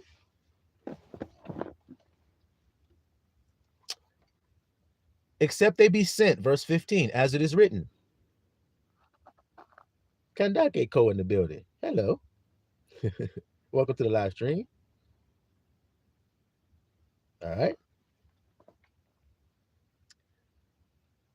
As it is written, how beautiful are the feet of them that preach the gospel of peace and bring glad tidings of good things. How beautiful are the feet of him who got some good stuff to say when he come. You see, little flock? I ain't got no good stuff to say. Oh, yes, I do. I got good glad tidings to give to you all when I talk. You just got to have the ears to hear it, like I said. Because if you're looking with your carnal eye, you're going to say, that man ain't got nothing of value. What value does he have to me? In other words, I don't have the physical things that appeal to men. So they go, well, he doesn't have anything valuable. And then I talk and they go, oh my gosh, did you hear the words that he said? He's unclean and he's filthy. So then he doesn't have any glad tidings to bring. You stupid fool, did you miss what Abba has done? Yeah, you did. You got deceived out of it. Thinking that God do something outside. He don't. He do everything inside. But I guess y'all didn't hear him when he said his kingdom was not of this world. Guess you guys didn't hear that. Continuing, watch. But they have not obeyed the gospel. But they have not all obeyed the gospel. Gospel is good news. For Isaiah says, Lord, who have believed our report? So then faith cometh by hearing, and hearing by the word of God. See? But I say, have they not heard? Yes, verily, their sound went into all the earth, and their words into the ends of the earth, ends of the world, excuse me. But I say unto you, did not Israel know? First Moses says, I will provoke you to jealousy by them that are no people, and by a foolish nation I will anger you. But Isaiah is very bold and says, I found of them that sought me not. I was made manifest unto them that asked not after me. But to Israel, he says, all day long I have stretched forth my hands unto a disobedient and gainsaying people. So the Israelites have been put into a low state of being over the last hundreds of years, down at the bottom of the earth on it's slavery, even throughout those years. They were cut off from their nation, cut off from their heritage, cut off from everything. Because why? Because they resist the love that is offered to them in the name of I am. They do not believe they are loved. They do not believe, they do not love one another because they do not believe they are loved. And when a person does not believe they are loved, they cannot love. There's only the Father and the Son, which is I am love and I am loved. And they know one another. The Father knows the Son knows the Father. And then the Son has to reveal love to other people. And once he reveals love to you, guess what you are now? You're loved. Come on. Is what I'm saying true? Brother Vaughn broke it down earlier. He says perfect love casts out fear. So then what is the goal for us all? It's to feel as though we are loved and to believe that we are by faith. So if I'm on a boat and it's rocking because it's stormy, if I know I'm loved, will I be afraid of that storm? No. Will I think I'm going to die? No. Will I think I'm going to be harmed? No, I wouldn't believe that. I would actually believe that I'm safe, that I am protected because I'm loved. Not I will be protected. I want to be protected. No, I am. Now, if I am protected and I believe that by faith, then aren't I? That's what protects me, not nothing else outside of me. Can y'all hear that? That's salvation to any man in any circumstance. I don't care if he's locked in jail. I don't care if he's locked in what they call that shit? In Guantanamo Bay. I don't give a damn if he's in POW in Vietnam. He can get back home if he take the Lord's name in truth. Because once you take his name in truth, then you are it. And as a man thinketh in his heart, then that's what he is. Y'all want to think something outside of you, make you something. Like I said about the girl, I did all this outside stuff to myself to make it perfect, and she was looking at me like she was a deer caught in headlights. Oh my God. I'm the same man. I came back a year later, and I wasn't all outwardly adorned, all beautiful, and she was disinterested in me. I'm the same man. Matter of fact, I'm a better man now. Do y'all hear that? I'm a better man now. You like the man that was lesser because of how he looked than the better man that don't look as good. Oh my goodness gracious. What does it say about the king? Did he have any beauty that we were looking at him and said, man, look at the beauty? Does he have that? Answer that, guys. Is there any outward beauty on Yahusha that when you see him, you would know that is him based on his outward beauty? What did the Bible say about it? Let you guys tell me.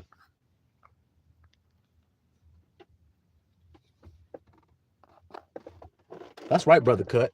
They always, what did Stephen say before they stoned him? Like I said, they always stoned the one sent to them. What did Stephen say? You do like your fathers. You do always resist the Holy Ghost. Do you know the Holy Ghost means the Spirit of truth? So then if God tells you to say, I am loved, and you don't say it, you don't say it because you're faithless, you're perverted, and you're evil. And you don't have no faith. Isn't that true? Isn't that true?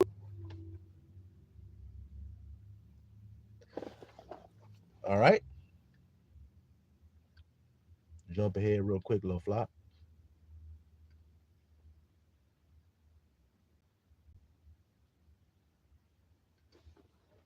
Now that was Romans chapter 10. We just read the whole chapter. Hope y'all understood it. Now let's go to Romans chapter 4. All right, little flop. That's right, Kandakeko. None. They said there was no beauty of his. Brother Cut said the king looks outwardly offensive. That's right. Everything he do offends outwardly righteous thinking people. He eats, he doesn't wash his hands. Oh man, look at this barbarian. He doesn't even washeth his hands first before he partaketh of the meal. What a lowlife scallywag, street rat. See, I'm just telling the truth. That's how Levi thinks about Melchizedek. So that's how people of the earth that are of Levi's mindset, that's how they think about me. Look at this scoundrel. Look at him. He doesn't wash his hands before he eats. Look at his language and the way that he talks. He's unlearned. What a barbarian the grandson is. Keep talking nasty to me like that, because that shit make me get turned on. It make me feel like you're talking to my husband. So keep on talking nasty to me like that. I like it. Keep on. Come on. What else you got to say about me? I think I saw the grandson. He was on the corner, smoketh a blunt. So therefore, he is unclean. Okay, you're talking to me like my husband again. Didn't you call my husband a wine bibber? No. Yes, we did call him that. Yeah, well, see. Did you call him a glutton?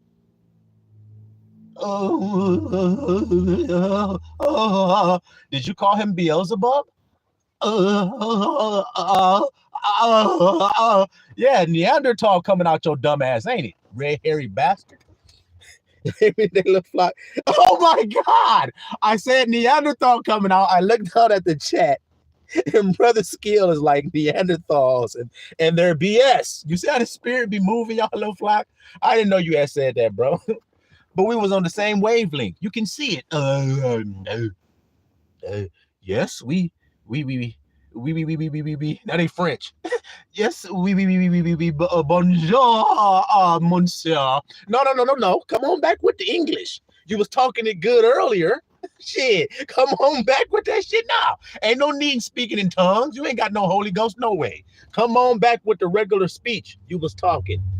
You called him a winebibber, a glutton, a devil, a demon, and everything else. So then you're calling me that. So then you're just giving me compliments, aren't you? I told you guys, I was talking to a woman one day, and she's standing there so-called preaching, and she goes, yes, you guys have to cut out all of that meat and death you've been eating. And you need to only eat life. That's what you guys need to do to be right with God. So I inquired. I said, what do you mean about death and life? We should stop eating death. What do you mean? Well, when you eat meat, see how she got fleshly on me? When you eat meat, that's a dead animal. And then you're frying it and cooking it and everything on the skillet there. And then you take it out and you take a knife and fork and start to eating it. That's death. You should only be eating herbs. Does that mean you lack faith? That's what I told her. And she goes, what? What do you mean? The Lord himself, Jesus Christ, told us that we should be eating like this. I said, well, then how come they call Yahushua a glutton if he was eating only herbs? I'll ask you guys that. When have you ever heard of a vegan person being called gluttonous? Have you ever heard of that? I haven't. Have you guys? A person who's only eating herbs, will people look at that person and say he's a glutton and greedy? Will they say that? Have you guys ever seen it? Like I said, I haven't. Have you?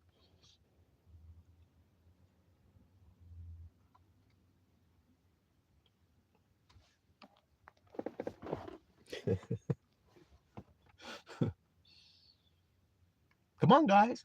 You're at the buffet. This nigga got 10 slices of pizza. He's like, well, you said it was all you can eat, didn't you? You're like, yeah, I did say that. Go ahead and help yourself. Nigga got pizza, chicken wings up there, French fries, macaroni and cheese, and a fruit cup. Nigga had the nerve to get a fruit cup, a couple grapes in there and shit. Gotta have a little bit of help with my shit. Nigga got some pork chops smothered, throw it up on there and every damn thing. And he's sitting there at the buffet eating. And then there's another man sitting next to him. He has nothing but salad there. You see, he has a salad there, and he's eating his salad. Which one would you call the glutton? That's my question. Y'all silly. No pepperoni. Nope. See, you don't call a vegan a glutton. So then why was Yahushua called one then? That's my question. What was he doing? They had people saying, oh my God, Lord, this is nothing but a heathen here, eating and he cannot control himself. Well, speaking of that, I told you guys about the woman that was talking about eating like this and eating like that. She then turned to me and said, well, you must eat meat, huh? Matter of fact, I know you are. I said, well, I didn't tell you whether I eat meat or not. Well, it doesn't matter. I know you are. Don't try to play games with me. I was like, whoa, okay, yeah. Come on out, Neanderthalina. Come on out and play, Jezzy. So she did come out and she got handled. But when she came out, she says, well, God is, like I said, he only wants us to eat life. He doesn't want us to eat death. I said, what did Yahushua say about what you eat? The one you say you serve? What did he say?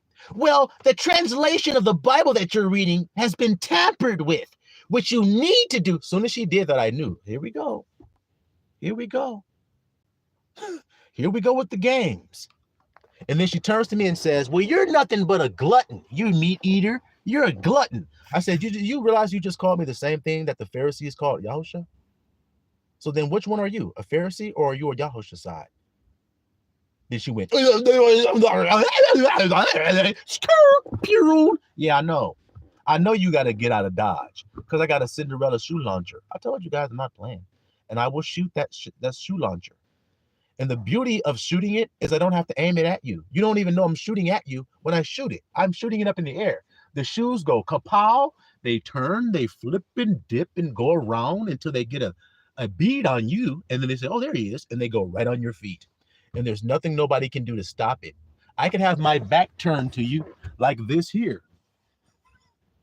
and shoot the shit. Pow! It comes right back around like that movie Wanted. It comes back around and land on your feet. You're like, damn, he's not lying. He wasn't even aiming it at me. The shit still landed on my toodles. Yep, it did. Because they stink. Because their damn feet stink. You see, you should y'all should wash them. Okay? Brother Skill says, slice and dice and season that steak nice.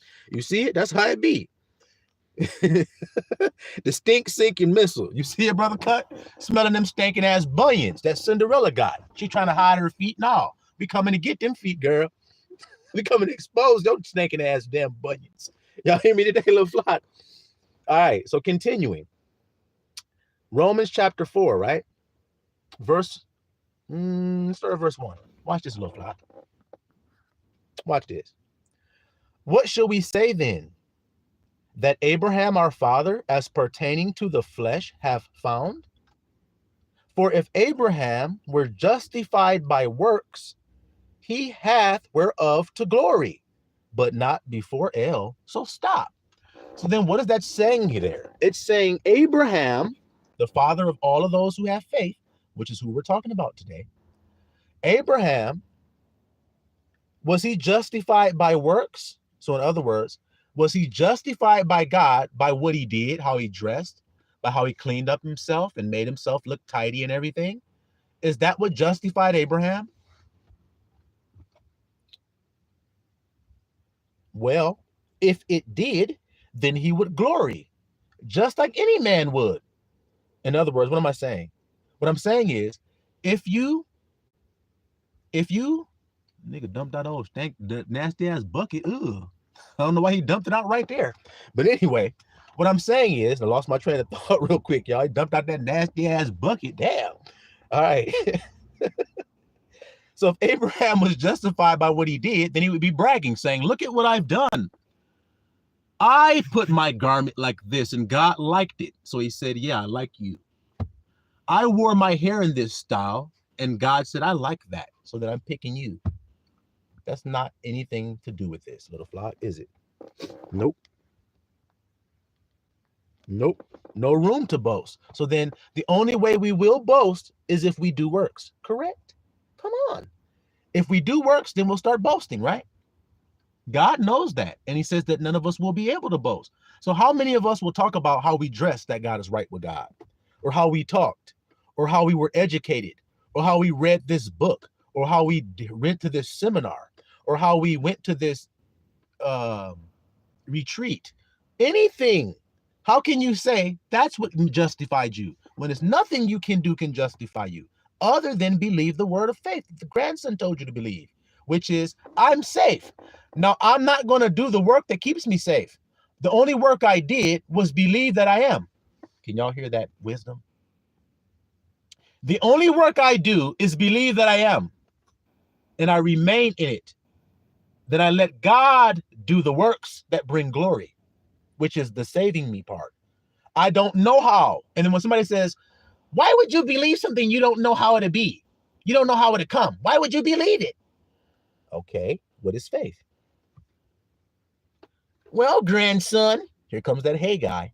Well, grandson, faith is the substance of the thing hoped for, evidence not seen. I'm going to be like, stop. What's that last part you just said? No evidence seen. So then why are you asking me about evidence being seen if I don't need none to believe it? Matter of fact, if I need some to believe it, then that's not faith anymore. Gosh golly, swing, swing, swing like a washing machine. I'm going to rock to the treetop all day long. Do y'all hear me? Do you hear me? Because connecting like Legos, I hope y'all can hear it. Watch, little flock. For what says the scripture, verse 3, Abraham believed God, and it was counted unto him for righteousness. So what made Abraham righteous? What he did? What made Abraham righteous, guys? Because it's the same thing that's going to make you righteous, so you might as well know what it is. What made Abraham righteous?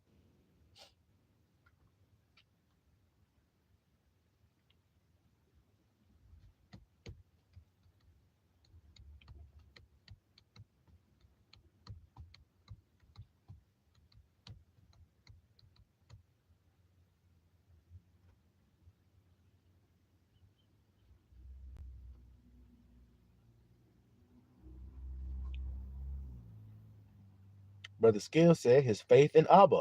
Brother Vaughn said faithful. Brother Chuck said belief.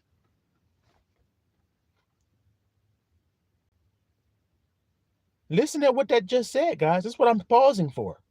How many people, how many shepherds, pastors, preachers, cult leaders, camp leaders, and everybody damn else leaders, how many of them, when you say, what would justify a man before God?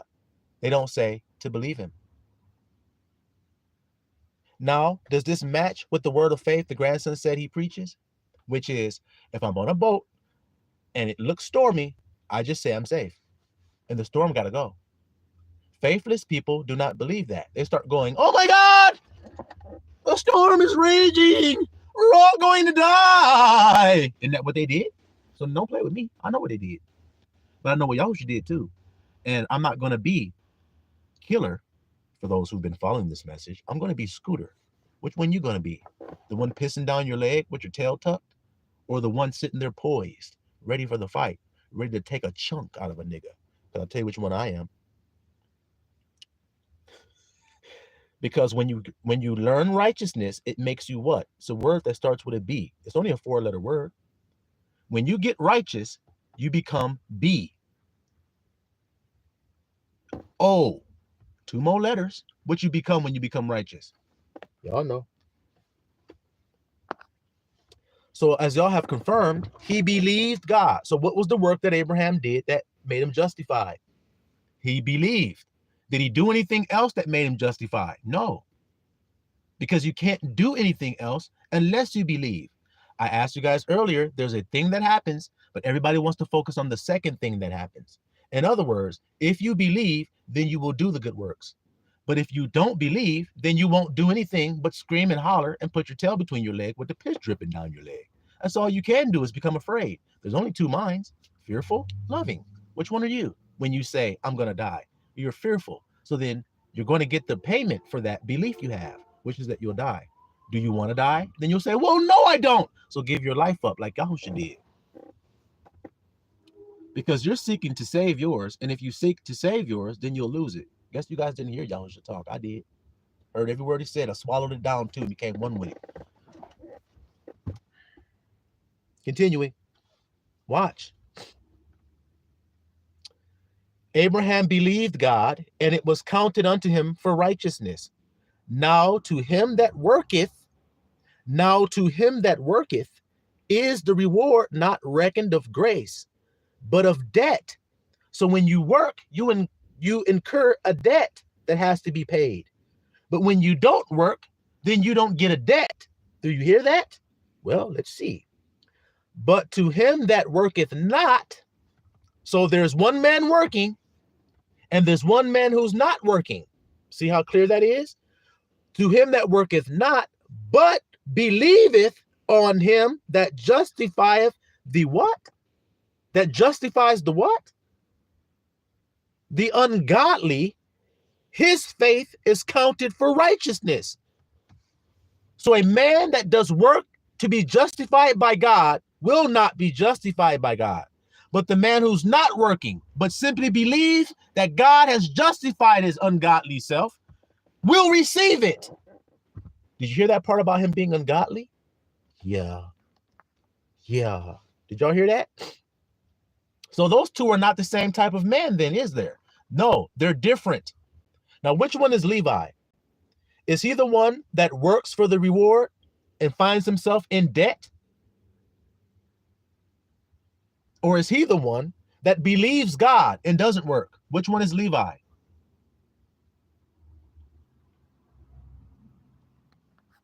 Let y'all percolate on that while I keep reading, because I got to go in and get out of here in a minute, little flock. Even as David also, so Abraham described this righteousness. So did David. What did he describe? David also described the blessedness of the man unto whom God imputeth righteousness without works.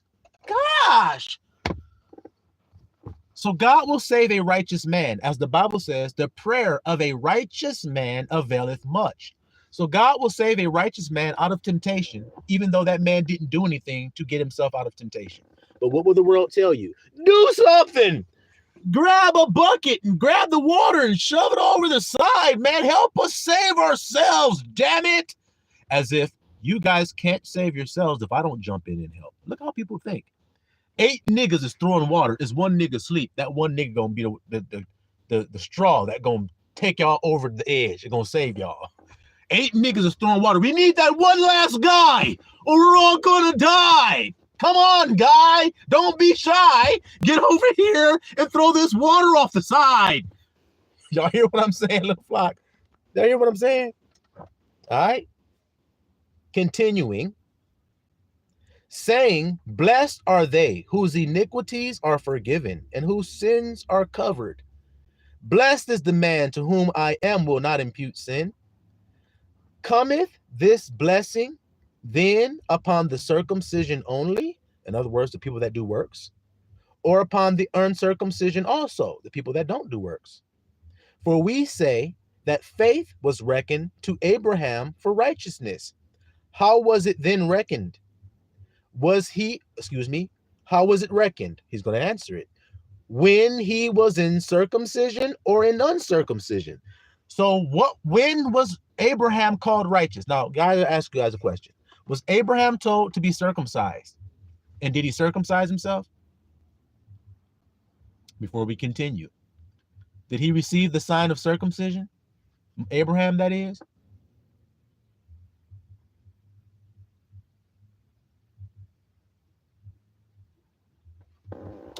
The Levites are trembling. They're like, please, grandson, don't expose this. Too late. I'm exposing it. My question is, well, let's go back and make sure here. This blessedness that Abraham received, did it come upon him? Did it come upon him while he was circumcised or uncircumcised? Okay, that's the next question.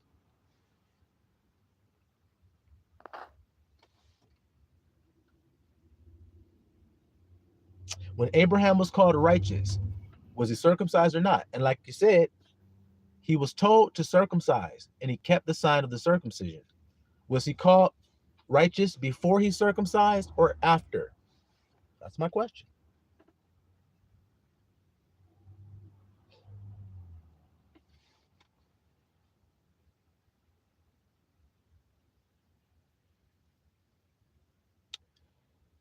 Skeet and deedly, can you understand, brother Skill?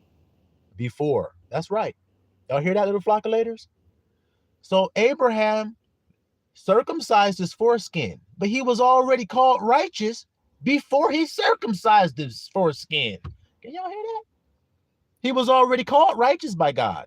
So then is he righteous because he actually did the work of circumcising his foreskin? Is he now righteous because he circumcised his foreskin? But look at Levi. I told you. Look at him right now. He's like, oh, shit. That's all we do is circumcise foreskins every chance we get. We even like to cut it off and look and touch it and feel it and even lick on it and everything else. It's wicked-ass devils of the world. That's what they love to do. And they think that makes a man righteous when he does that. But Abraham was already called righteous before he did that. So then he had to have did something already that made him righteous before he did that. Y'all understand the point of why I'm stressing this? Hope y'all do. Hope y'all do. Okay? See, made some gummy bear out of the shit. You know it, man. I've heard that women facial products be having this shit in it. They use it to make facial products for women, to stay youthful and shit. Putting foreskin residue and everything, whatever you want to call it, foreskin breakdown. She's putting that shit on her face. Do y'all see how the world is wicked as hell, man? Okay? So watch this.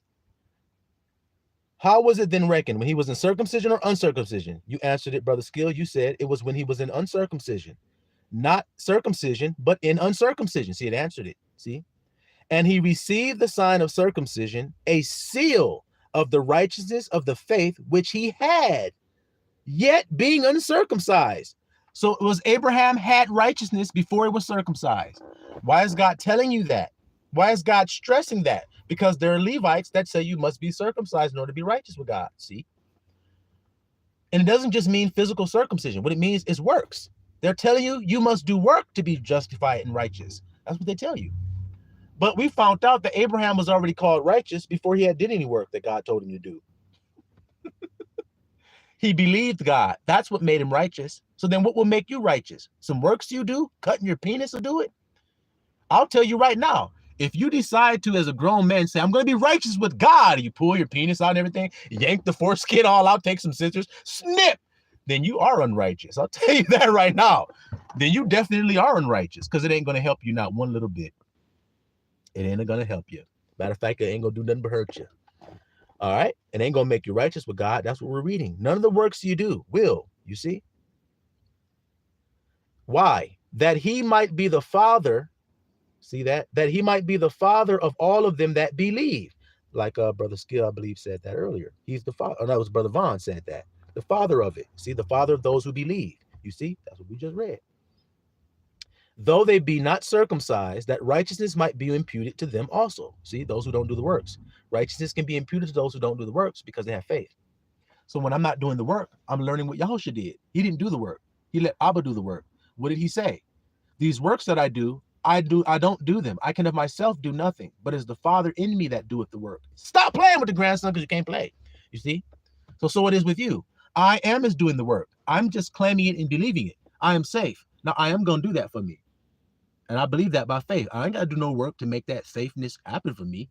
I'm not the one that keeps me safe. I am keeping me safe. Look how I'm acting like it. See how my works match my faith? My work is this.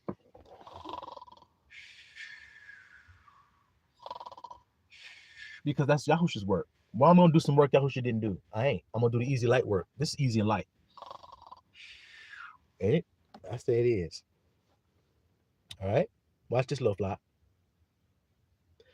And the father of circumcision to them who are not of the circumcision only, but who also walk in the steps of that faith of our father Abraham, which he had, yet being uncircumcised.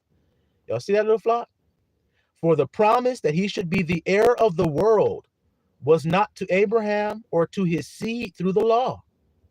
So everybody wants to be one of those ones that's told, hey, I am inheriting the earth. Yippee skippy, the meek shall inherit the earth. Yeah. You see? Most people want to be that person that inherits the earth. Well, he says he was made that not through the law. But look how many people tell you in order for you to inherit the earth, you must keep the works of the law. Nope, that ain't what this say. That ain't how Abraham got it. So it says, to his seed through the law, verse 13, but through the righteousness of faith. For if they which are of the law be heirs, faith is made void. See? You cut faith out when you do works, and the promise made of none effect. But the law worketh wrath, for where no law is, there is no transgression. Therefore, it is of faith that it might be by grace, to the end of the promise might be sure to all the seed, not to that only which is of the law, but to that also which is of the faith of Abraham, who was the father of us all. You see that there? Now let's see. Let's go to verse 18 real quick, little fly. Watch this. Oh, excuse me. Let's go back to 17. Let's just keep reading. As it is written, I have made thee a father of many nations, before him whom he believed, even God, who quickeneth the dead and calleth those things which be not as though they were. Stop, little flock. So what does God do? God calls a thing. Let's make sure we quote it right. God calls things which be not as though they were. So if you didn't have a son, but you called him as if he was. So you were in the house and you went, hey, little Leroy, or whatever you named your son, little Leroy, hey, come here, man. Somebody would think you was crazy. They're like, who the hell are you talking to? You don't have a son, see, but you're calling one like you do. That's a faithful man. That's what Abraham did with Isaac. He felt as though he already had the son that God said he would have. Come on, let's break it down. Who quickeneth the dead. I need you guys to hear that. He quickeneth the dead. What does quickeneth mean, little flock? What does quickeneth mean? It means to bring to life. So he can take a dead circumstance and bring life to it. That's what he wants you to be able to do. You're laying there saying, I am safe. Now, even though it looked like you'd be dead, you came through safe because you believed by faith, and you moved that mountain. Do y'all follow what I'm saying?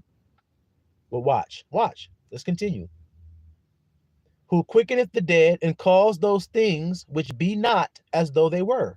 I need you guys to understand that. So I told you guys earlier, if I'm hungry, then by faith, I use the word of faith, which is what I preach. I use the word of faith. I am full. I am filled. Now I let God do the work to produce that result because it's already done in my mind.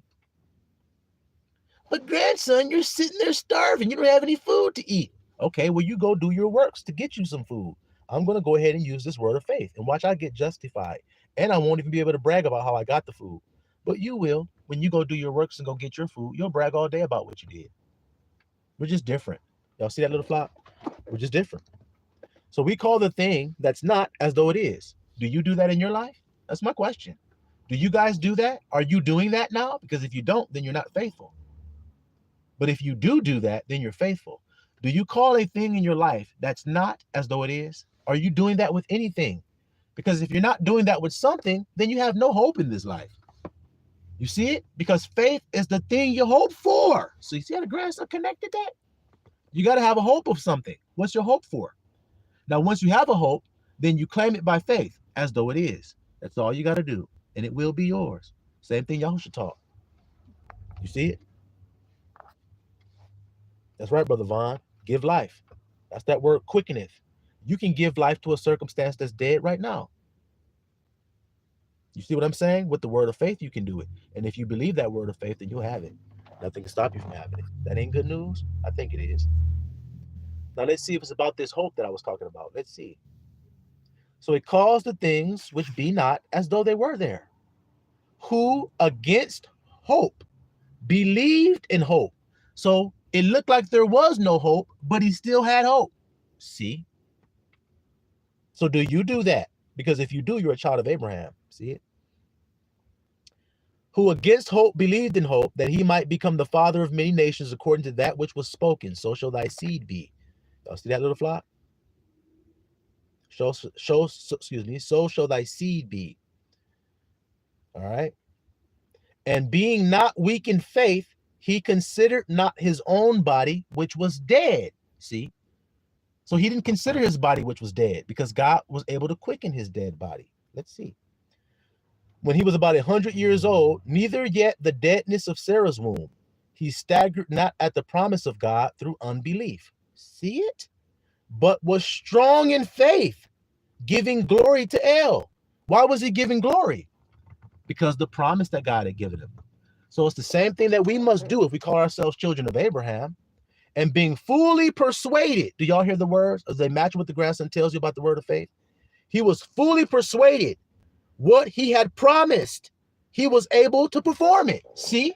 So Abraham, when he heard the promise, he fully believed it because he believed that Abba was able to do what he promised he could do. So then when you make a claim of the Father, do you believe he can do it? If you're hungry, do you believe he can make you full? Well, then say it and praise his name today. I am full today. If you're sick, do you believe that Abba can quicken you and make you healthy? Well, then say that you are. I am healthy. Don't say you wish God would make you healthy. Don't say I want God to help me be healthy. I am healthy is the right way to pray. That's the prayer of a righteous man that avails much. Righteous means a faithful man.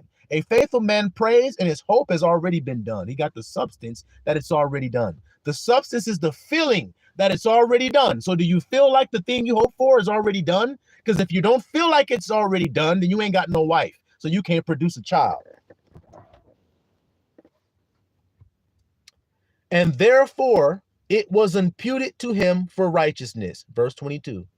So he was called righteous because he believed and he didn't stumble or stagger, but he was strong in faith. That's what the Son of Man is looking for. That's why I made this message today, to see if you have it.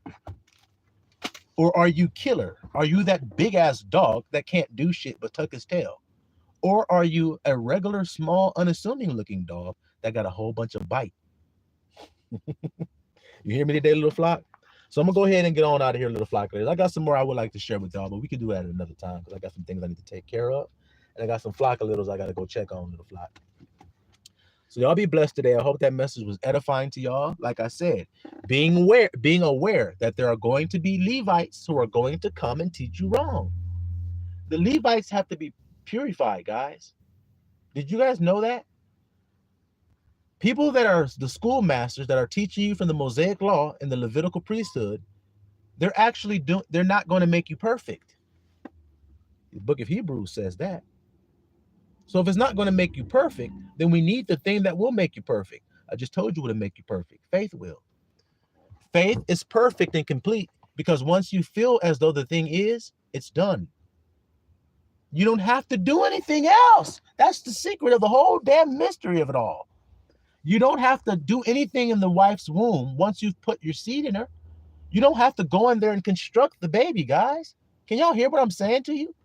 If a man has a wife and he lay with her and he ejaculate into her womb and he fertilizes her egg and she gets pregnant, he then does not go and turn into Ant-Man or some shit and hit a button and get little as hell and then jump in her nose and crawl into her body and go down into her uterus and everything and then go in there to the fetus and say, okay, I need to make his legs like that and then put his arms on there like this here.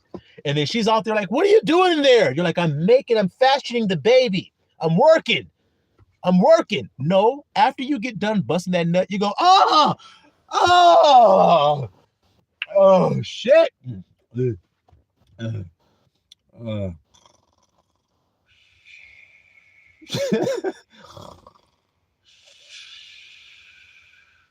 And then you wake up the next day, you take a shower, you go to work and everything, and you live a few more days, and a couple weeks goes by and everything. You're at your cubicle typing, and then your phone rings. You're like, my wife, what she's calling? And you're like, hey, honey. Yeah? You're pregnant. Oh, you sure? Yeah, I took 2 or 3 tests. I know it. I am. Oh, sheesh. Well, all right then. Why are you all shocked? If you did the work to produce that child in there, why are you all shocked? You didn't do it. You didn't do anything. God does it. I told you guys about the wisdom of Solomon. He says, you don't know how the bones of a child grow in the womb. So then y'all stop acting like y'all do know, because you don't. So you don't know how your manifestation will come. You just have faith that it will. Did Abraham know how Isaac would come? If you guys say he did know, then you're lying. How do I know he didn't know? Because he thought if he laid with Hagar, then he'd get the baby through her. And that wasn't God's will. So that means he didn't know. Skeet and Dealy, can you understand me? I hope y'all can, because I'm done. I know. I'm on my way, Kandake. So y'all be blessed today, man. I'm going to go ahead and get on up out of here. Y'all be blessed, and I'll be back to hook up with y'all soon, little flockulators. Still want Mr. Allah.